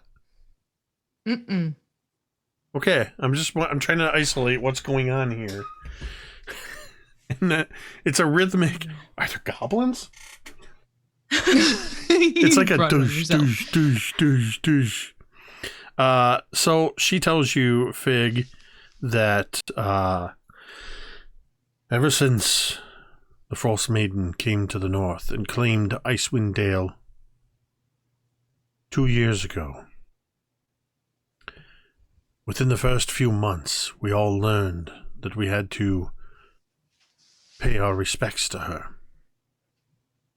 We tried various things, and it wasn't until we landed on the sacrifices that they seemed to appease her.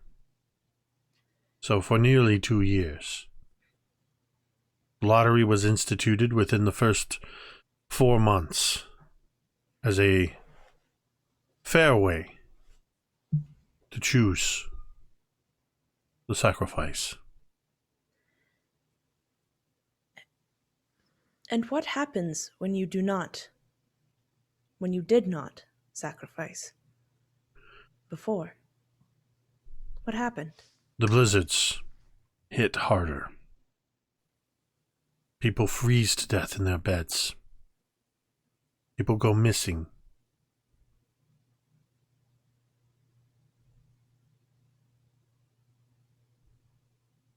A year and a half ago, the previous town speaker was taken by the Frostmaiden when she refused the sacrifice. The Frostmaiden took the sacrifice and her life.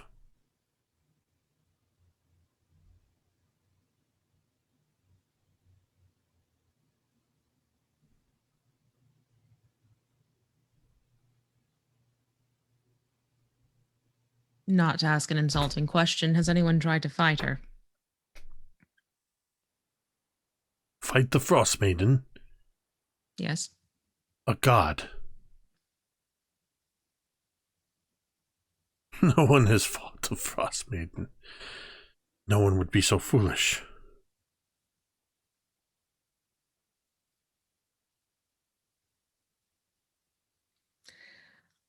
I appreciate your candor. Tell me, was there any other reason you came to see me other than... And it's fine if this was all. It is a big thing, but to tell us of the dragon. Well, also, a couple things that have brought us here. One being a curious person of the Druidic persuasion, if you will. If you've seen someone, older woman, wears horns on her head.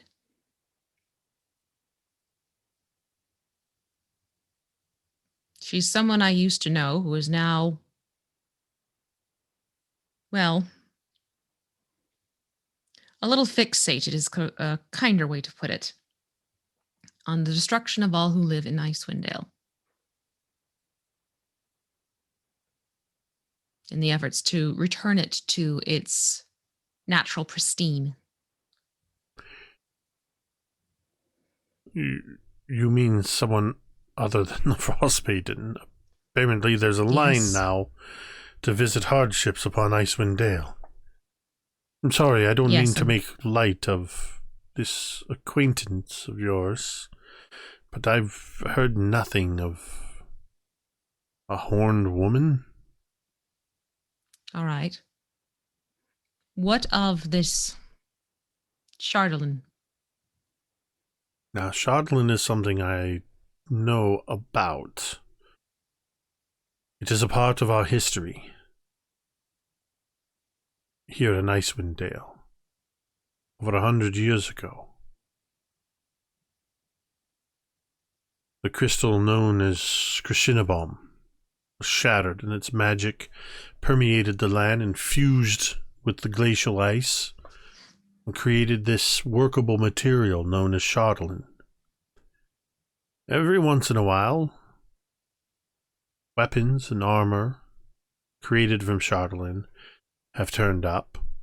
I'm told that it is relatively easy to suffuse Chardalyn crafted objects with magical energies and enchantments, though there appears to be a greater propensity for these things to go awry. They're just as likely to create a item that will stab you in the back as one that will do extra damage to your foes. What happens to those who carry these items?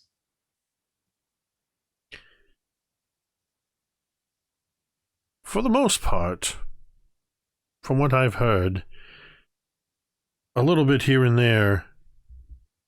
Oh my lord. It was my daughter walking around upstairs. Apparently she's wearing these thick-soled shoes. I have to let her know she was freaking me out. Mystery solved. Hold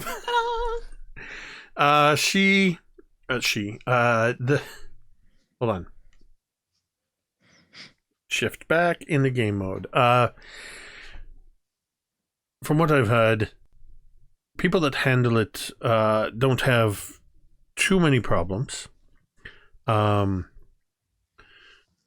with it, but we have seen cases where people that hold on to it for too long,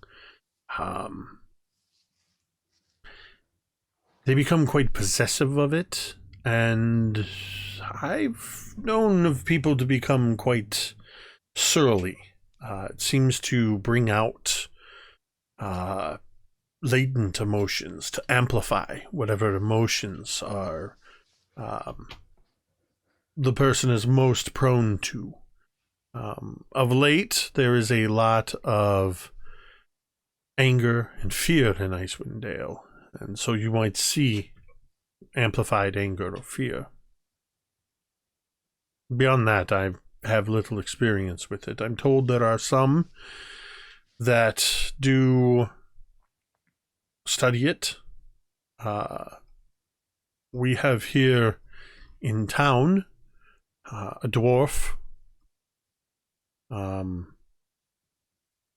by the name of Gone the Hammer, who runs the Black Iron Blade Smithy and Outfitters here in town. He did briefly attempt, but after his sister Elsa had to knock him on his ass a few times for getting out of line with her and threatening her with his hammer, she made him stop working with it. You can And talk. he's all right now. He's fine. He's going back to making his usual cheap blades and arms. You can ask him yourself if you'd like to know more about it. I might have just the dwarf to do that. Thank you. Cutting over to the other three, as she tells Fig and Cantriel this, sort of happening concurrent with all of this, because probably by this point about a half hour has transpired within the council hall, or the town hall. Talmud, Thorgarn, and Drown, you're heading north towards the North Gate and towards the North Look Inn. When, as you're leaving the town center, you pass by, you actually hear, Thorgarn, the distinct sound of a hammer on metal. And you see on the right side of the road a smithy with the sign out front that says Black Iron Blades. You can see the smoke rising from the chimney. You can see the glow of the forges inside. You can see that the smith is attached to a storefront that appears to, they have hanging on the front of the building several sets of snowshoes. You see sort of standing up, fastened to the side of the building, you see a dog sled, and you can hear the barking of dogs coming from out back. This appears to be the Bryn Shander, the main outfitter and blacksmith. You guys want to go on ahead, or do you want to come in? I'm going to stop here real quick and just see what's going on. I will come with you. Well, maybe we can offer to buy the proprietor of this business a drink, and we can kill two birds with one stone. Oh, sounds like he's working, and that's not always the best thing to do, to stop mid project. But it's an offer. But I will rap at the chamber door, so to speak. Well, are you going for the smithy or are you going for the storefront? It's a place of business, so there's a door you can go in. You can go directly to the smithy, or you can go to the into the storefront itself. No, I would go to the smithy. All right. As you walk around through there, you find you can very clearly see a shield dwarf. His sleeves are rolled up, but he wears a heavy leather apron and a heavy woolen shirt. And you see that he is working on crafting some swords. Crafting is probably a bit of an overstatement. There's not a lot of craft that goes into these blades. You can tell right away. There's a lot of them, perhaps more than seems necessary, and they appear to be quickly and cheaply made. And as you come around, he's just sort of holds it up, and you kind of see from behind as he holds this blade up, and just tosses it over on the pile, and grabs another one and starts going to work, grabs one and starts taking it over to a grinding wheel, pressing on it, and you see sparks start to fly as he's grinding at this blade. He hasn't noticed you approach. Pardon me. I'll say in Dwarven. Right. Who's there? Oh. Hello. Heard you forging and figured I'd stop in, passing through town, and fellow smith. Oh, you do a bit of smithing, do you? Aye. Garn the Hammer. I am the owner and proprietor of Black Iron Blades here. And who might you be? I am Thorgarn Spirit Caller. This is my cousin Talmud of Clan Gedowin. And this is our companion Drown. Oh. Two dwarves and a Goliath walk into a smithy. There's a joke in there somewhere. Sorry, no offense, big guy. I am not offended. That's probably best for me, am I right? So, That is likely very true. What's all the blades for? It looks like you got more things being made than you got people to wield them. Well, there's always people coming through looking for blades, adventurers passing through, people looking to seek their fortune out on the ice, people looking to protect themselves as they travel around 10 towns. I make a lot of them.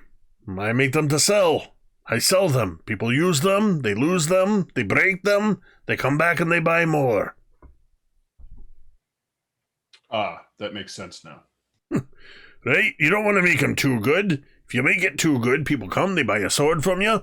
You never hear from them again. You make a sword just good enough to do the job. Eventually it breaks or they lose it or it loses its edge. They always come back to Garn the Hammer. More swords.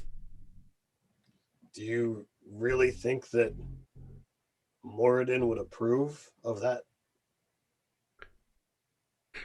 What, Moradin?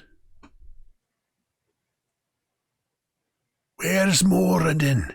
I don't see him here, and he's not minding my forge. And if he's not minding my forge, then I don't care. Well, I thought I might come here and talk to a like-minded soul, but apparently that is not the case. And I just kind of take, Forge Fane. I'll just kind of toss it up into the air and let it, flip into a forging tool or a forging hammer. Throw it up again, turn it back to a war hammer, put it over my shoulder, and walk out. What you hear as you're walking out? What in the bloody hells was that? A fucking show-off of a dwarf?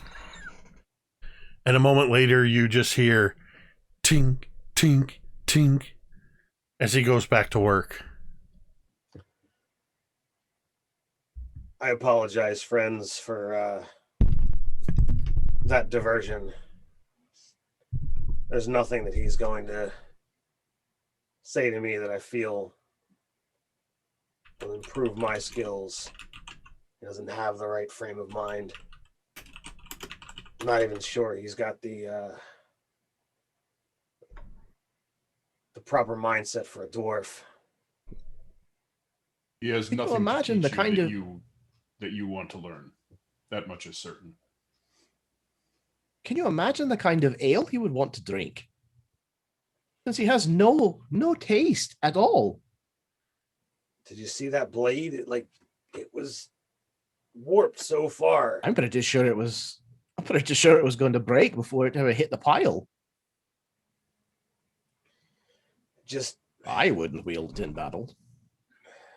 I just don't understand people who are willing to make inferior goods for more profit. Money corrupts so many people. Talmud says, completely unaware of how ironic that statement is. Wielding a bejeweled, magical, enchanted maul that I prefer the term bedazzled. Thank you very much. Now, if you want to say it properly, it's a legendary weapon. You can say that. Bedazzled legendary weapon. Yep. Bedazzled legendary weapon. Gerta Brealne, Slayer of Aviatris, ancient white worm. I mean, come on. Let's put it all out there. So you've lost interest in the black iron blades, and now you're continuing on your way? Indeed. We'll head to the North Look. All right. You continue on a little ways, almost as far as you can go. You see another gate, the so-called North Gate, the aptly named North Gate. And as you grow closer to this gate, you find on the left-hand side, you see a 2-story building, an inn and tavern with the name The North Look on it. The lights are shining through the windows inside. You smell cooked food. You smell ale on the air and spirits, and you can hear the murmur of voices and occasional raised voices, though from externally, the atmosphere is already much different than when you were in Lonely Wood and you passed by the Lucky Liar. It doesn't necessarily exude complete mirth, but nonetheless, it sounds like it's quite a busy place. Do you tie up your goat outside? Actually, when we get the sled where we want it, he just speaks a word and it reverts back into a little ivory statue. He picks it up and tucks it away with the other 3. How long did it take us to travel today to get to here? You spent, it took you about 3 hours to get to Bryn Shander. Okay. So at this point, it's probably, we'll say it's probably approaching the noon hour. You can guess it's probably a lunch crowd here. Drown, as you were taking care of your goat, not a euphemism, this old half-elven man comes walking out of the front of the North Look, kind of teetering a bit. He's got a mug in his hand. He starts to tip it back just as you do whatever you do, and the goat just goes and he goes, rubs his eyes. Buddy, Talmud's right. That's a bit too much. Bloody hell. And he tosses the last of it back, hooks his mug on his belt loop, and staggers down the stairs and away. Disappearing goat. I'm not telling her about that one. You just hear him muttering to himself as he walks away. The 3 of you step up to and into the North Look. You see that it is a pretty good sized tap room. You see stairs leading up to what is presumably an inn area. There is a older man, looks to be in his 60s, that is behind the bar. He has a couple of scars on his face. He has close cropped gray hair. He has a patch over his left eye. He looks like a surly dude. Behind him is an assortment of ales and bottles of spirits and liquor.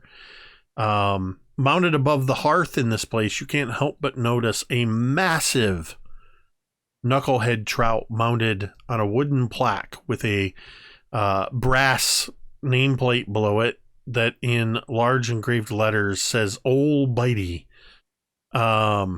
There's quite an assortment of people in here, mostly humans, but a smattering of half-elves and dwarves. And as you walk in, Talmud, you hear a voice. Talmud! Talmud, is that you? Over here! And you see at a table over near the hearth. Turns around and looks. You see at a table over near the hearth a broad-shouldered human man with long curly red hair and a thick red beard. But both the hair and the beard have streaks of white in it.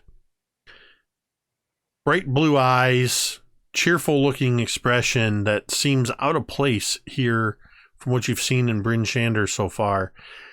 There's something vaguely familiar about him, but you can't quite place him. You can make me a Talmud. Go ahead. Go ahead. Sorry. No, you go ahead. I was just say Talmud kind of waves, but kind of leans closer to Thorgarn. I don't know who that is. Go ahead and make me a insight check at advantage. And Thorgarn, I want you to make an insight check at disadvantage. Disadvantage. John, you have no idea who this is. That's going to be a 14 for me. I will get us ale. And he trumps off toward the bar. And what'd you get, Talmud? That's a 16. A 16 for me. Just, are you walking towards him or just standing there waving? Yeah, I'll start making my way that direction. As you start walking towards him, you kind of recognize him, but it doesn't make sense because he kind of looks like Baron from Oakhurst, but Baron was a scrawny, like 16-year-old kid, and it's only been about maybe 6 months, less than a year since you last saw him. This is a man in his 20s who is very muscular, has hair quite grown out and beard quite grown out, and has a couple streaks of white in it.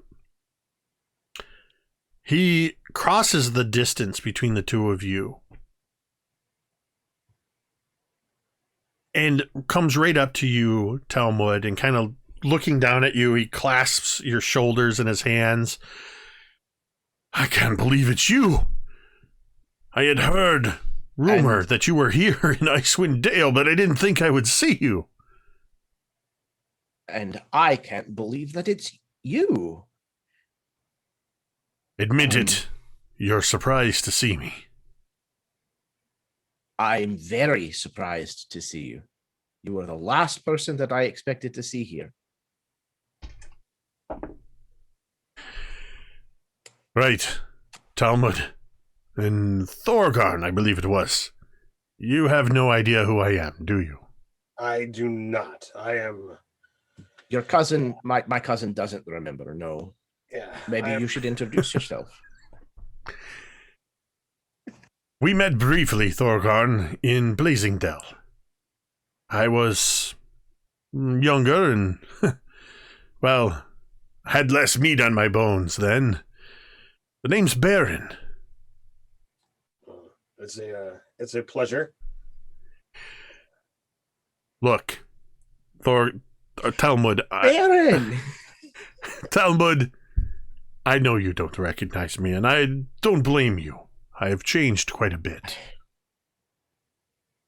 You humans age so quickly. More than No you offense. know. More than you know. Please come sit. I have a pitcher of ale, a bottle of spirits, and food on the way. Drown shows up with 4 Say mugs, 2 no in each more. hand.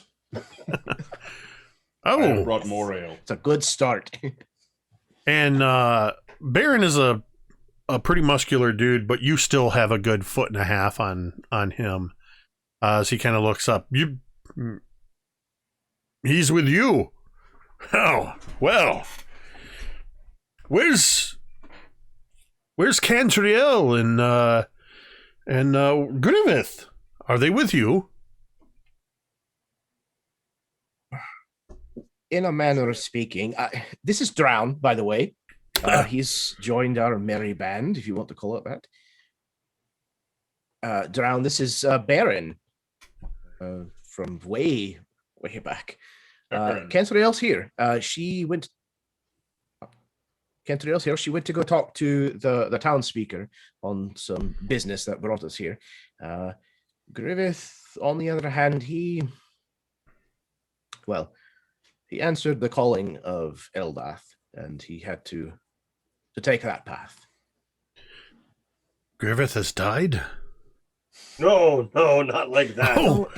No. He literally stepped through a waterfall portal at the behest of his Oh, he literally followed the path of Eldath. I thought you were gently breaking the news to me that he had passed. No, Well, shortly after we arrived here in Icewind Dale,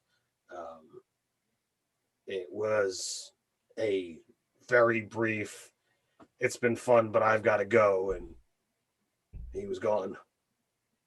So Drown sort of slides the mugs around to everyone. And he says, "It is curious how many friends from your distant past have ended up here in Icewind Dale." And he looks at Baron and says, "You are not intending to murder them, are you?" I didn't have that on my agenda. I actually wasn't Excellent. here for It the has not Dawnbringers gone- at all. It has not gone well for the others who have tried. Okay. Well, You'll have to forgive Drown. He likes to cut right to the chase. So well, Very dramatic. all right. Well, he's quite a different person than Griffith. I don't know if that's a good thing or a bad thing, but That's entirely true. And he well, all right. Please sit. I'm wondering, I can't help but wonder if you are here in Icewind Dale for the same reason that I am. Oh, I doubt it. That seems highly unlikely, but tell us why you are here. This might be interesting. Well, the last time I saw the Dawnbringers, I traveled with them, along with that sea captain, to where we saw them off to. The name of the town is escaping me. Is it Lakehurst? Lakehurst, that's not right. Oh my gosh. The port. Oakhurst, Lonelywood. No, the port. I can't think. Saltmarsh. What? Saltmarsh? Nope. The port that I can't. Anyway, I'll remember it. It's a well-known port just before you get into the spine of the world. Luskin. Oh. The last I saw the Dawnbringers, I traveled with them to Luskin, from Blazing Dell. They set sail across the sea. I lost track. Eventually, I booked passage with a very interesting sea elf by the name of Irie. She knew of you and your travels, and I came really close to finding you. That weird Feywild island was where I last lost track of you. I heard from a peculiar satyr there who was apparently capturing all of your adventures on the walls of a grotto. I followed what he said and went through the passageway. And, well, I spent 8 years in the Feywild. When I came back, I found that almost no time had passed.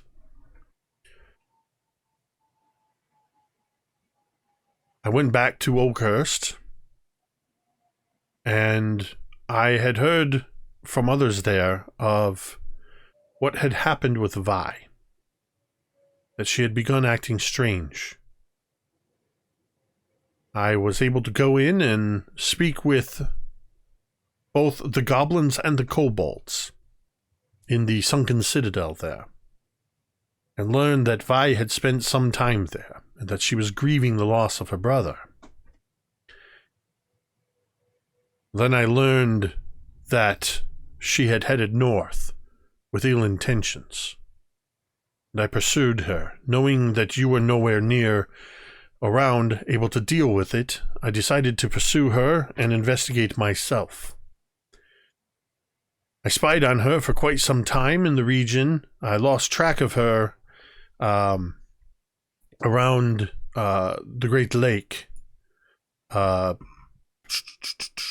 did my map go? I can't. I have so many tabs open right now. Mare Dwalden, I believe, is what it's called. Yeah, Mare Dwalden, near Bremen. She had apparently used her magic to awaken, and he says this really quietly, a sea monster. Apparently she's been going around awakening animals for whatever purpose, but she's been traveling throughout the region, gathering up this strange material. And he kind of looks around again, and he reaches into a pocket, and he sets a very small piece of Chardolin on the table. She's gathering this, and you're not going to believe this. She brought the body of her brother Balak here to the north. It's very strange that you should mention all of this. It's very impressive, by the way, that you came out here all the way on your own, no less, and you've become quite an adventurer, Baron. Here's to you. And he kind of raises the mug. We ran into Vi, and then he kind of like drinks to like chase the thought down. You just outside. You ran into her. Just outside of Lonelywood. Oh, I hadn't thought to go that far east. Did you deal with her? No, she made it very apparent that we no longer saw eye to eye, and it certainly looked like that was going to have to be the case, but she escaped before we managed to subdue her. But we found the body of her brother, and it was nestled in this crystalline chardolin.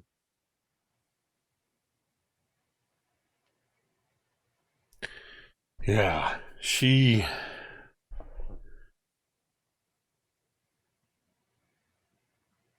has found a a vast repository of this stuff. I believe I know where she has taken up and set as a base, I guess. South of here, it's an old fortress. Goes by the name of Sunblight. Rumor has it that once some Durgar took up residence there and were gathering Shardolin themselves. Who knows what happened to them? Nobody seems to know. But I believe Vi has taken up residence there. And from what I understand, speaking to the goblins and the kobolds in the Sunken Citadel, she has allied herself with kobolds. She brought some with her, and the rumors are that she has gathered more here in the north. I don't know what she is planning to do with all of this Shardolin, but from everything I've heard about it, it cannot be good. Nobody seems to care. Nobody seems to have heard about Vi or what she's up to. And with everything going on up here with this so-called Frostmaiden, well, I say so-called, it's obviously a problem here.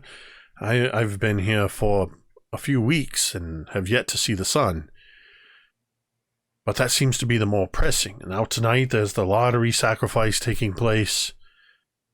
Well, nobody cares, so it is quite fortuitous to have run into you.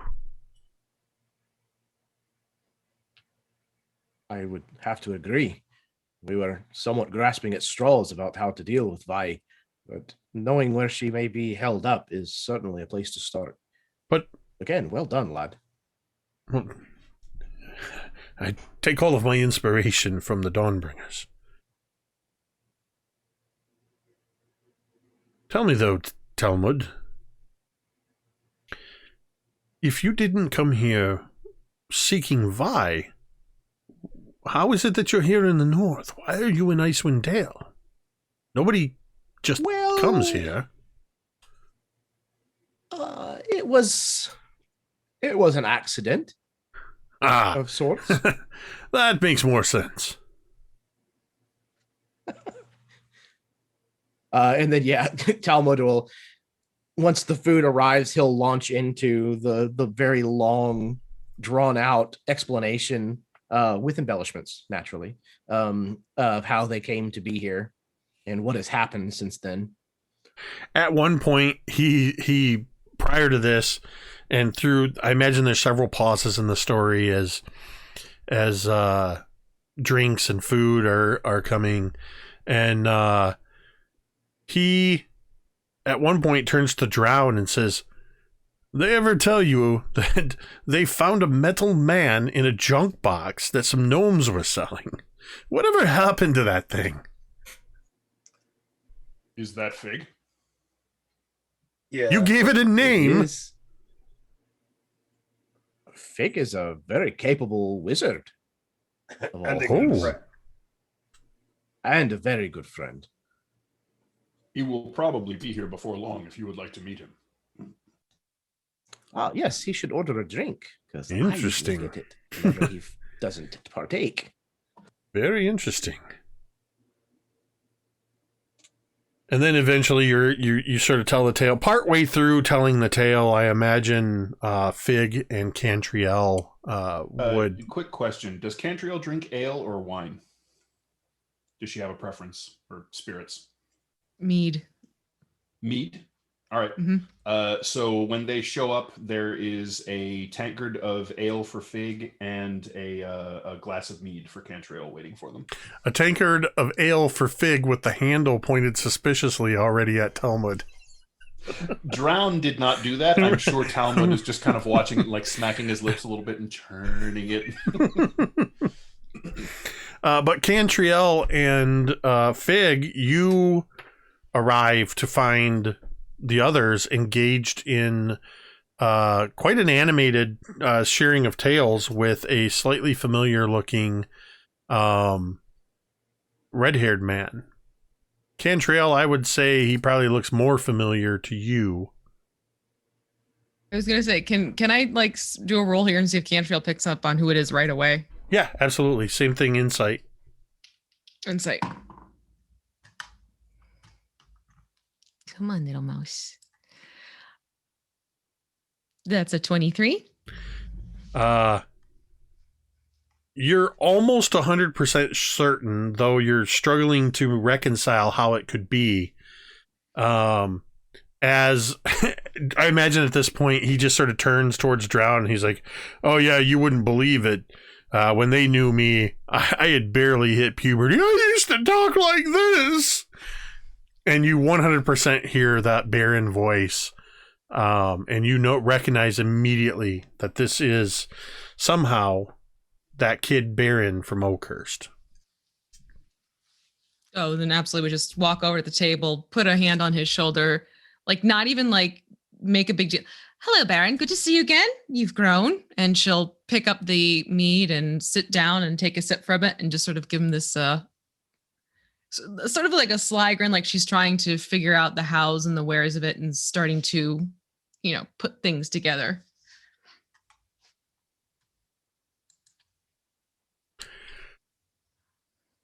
He immediately, I imagine as he turns, his eyes just get big, and unless you stop him, he just picks you up in this big bear hug.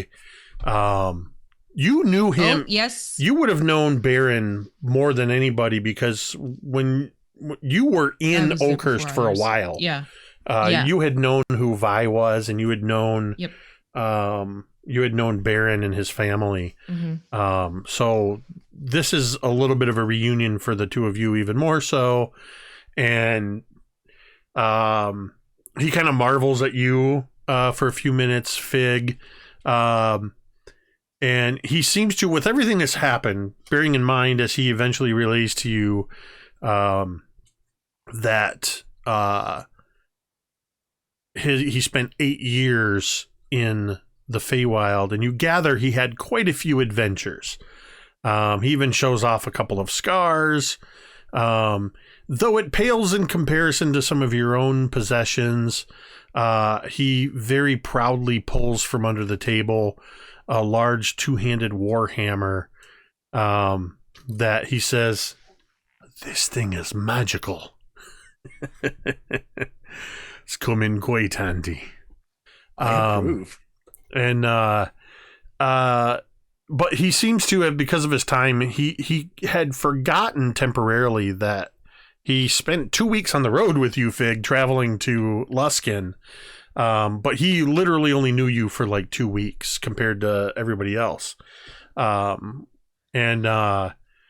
Eventually, as all of this catching up is happening and you've kind of learned a bit more, you start to notice that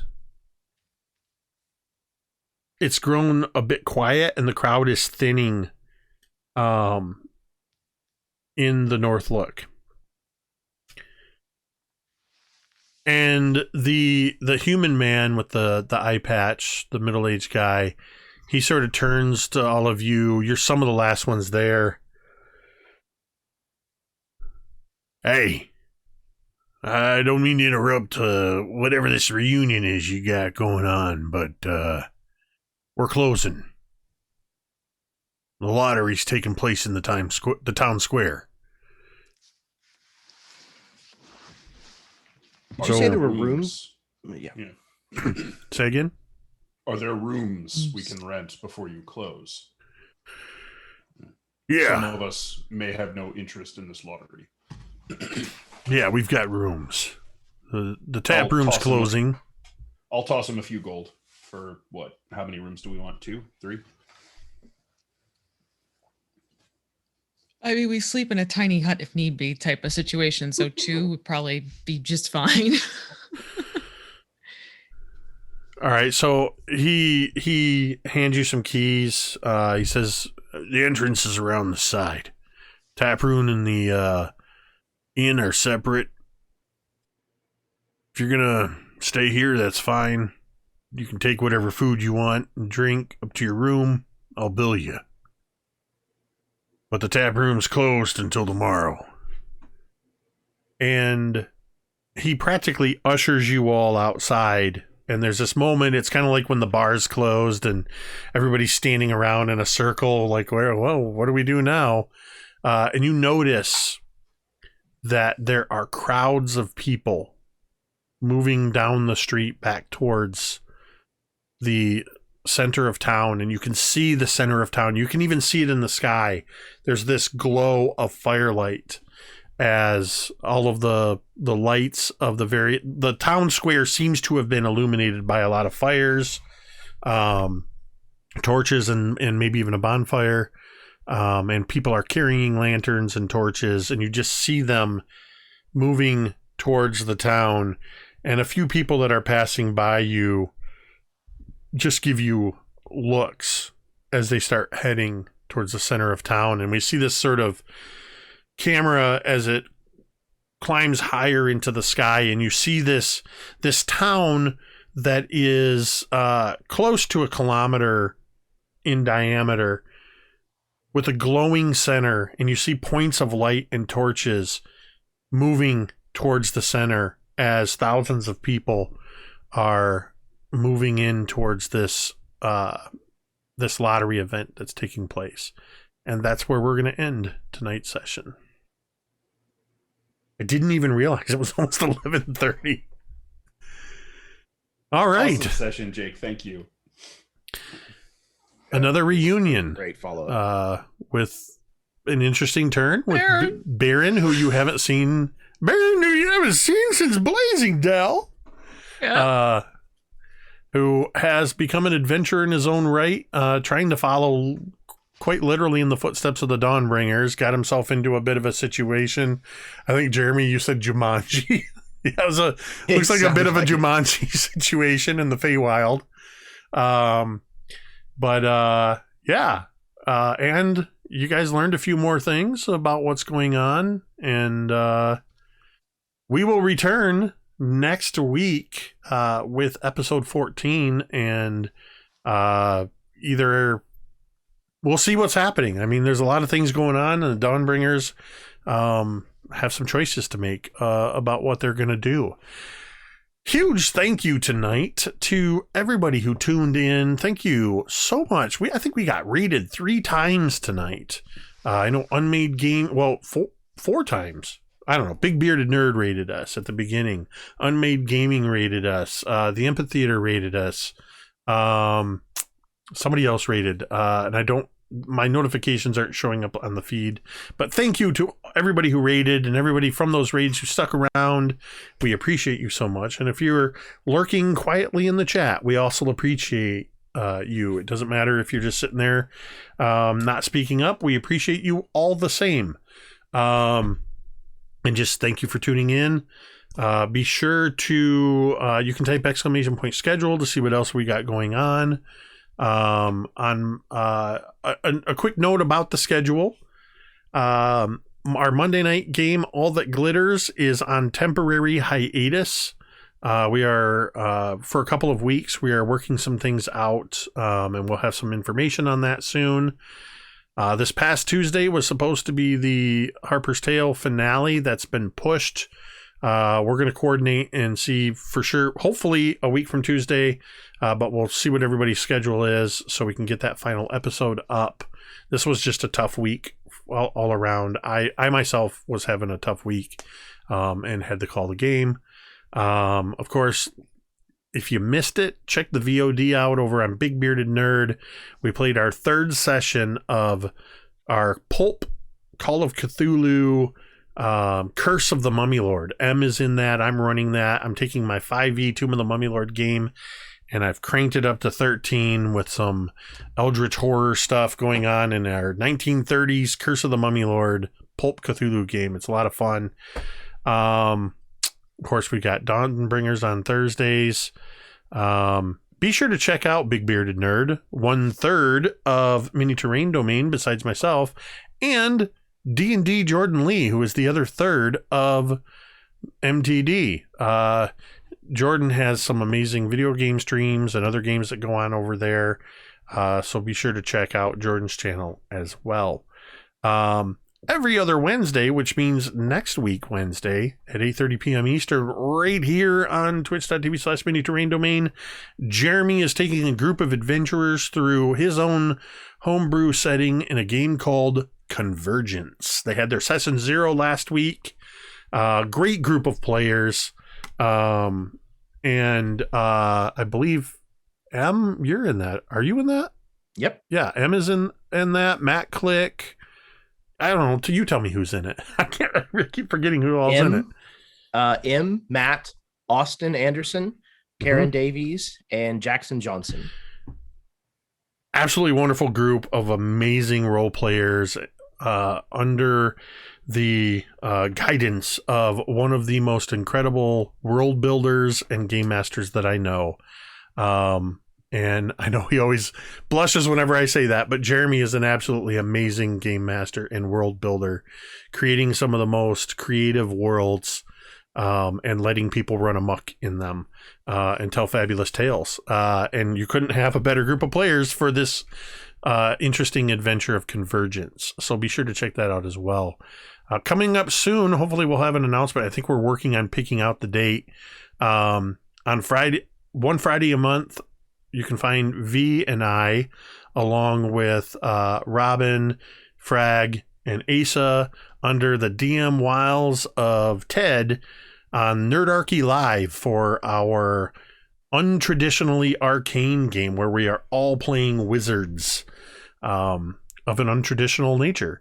And that is a lot of fun in this new campaign. So be sure to check that out. Give everybody a follow. Check them out on their various social medias and whatnot. And just remember, I'm just going to say it again, that it's okay to not be okay, but be kind to yourself.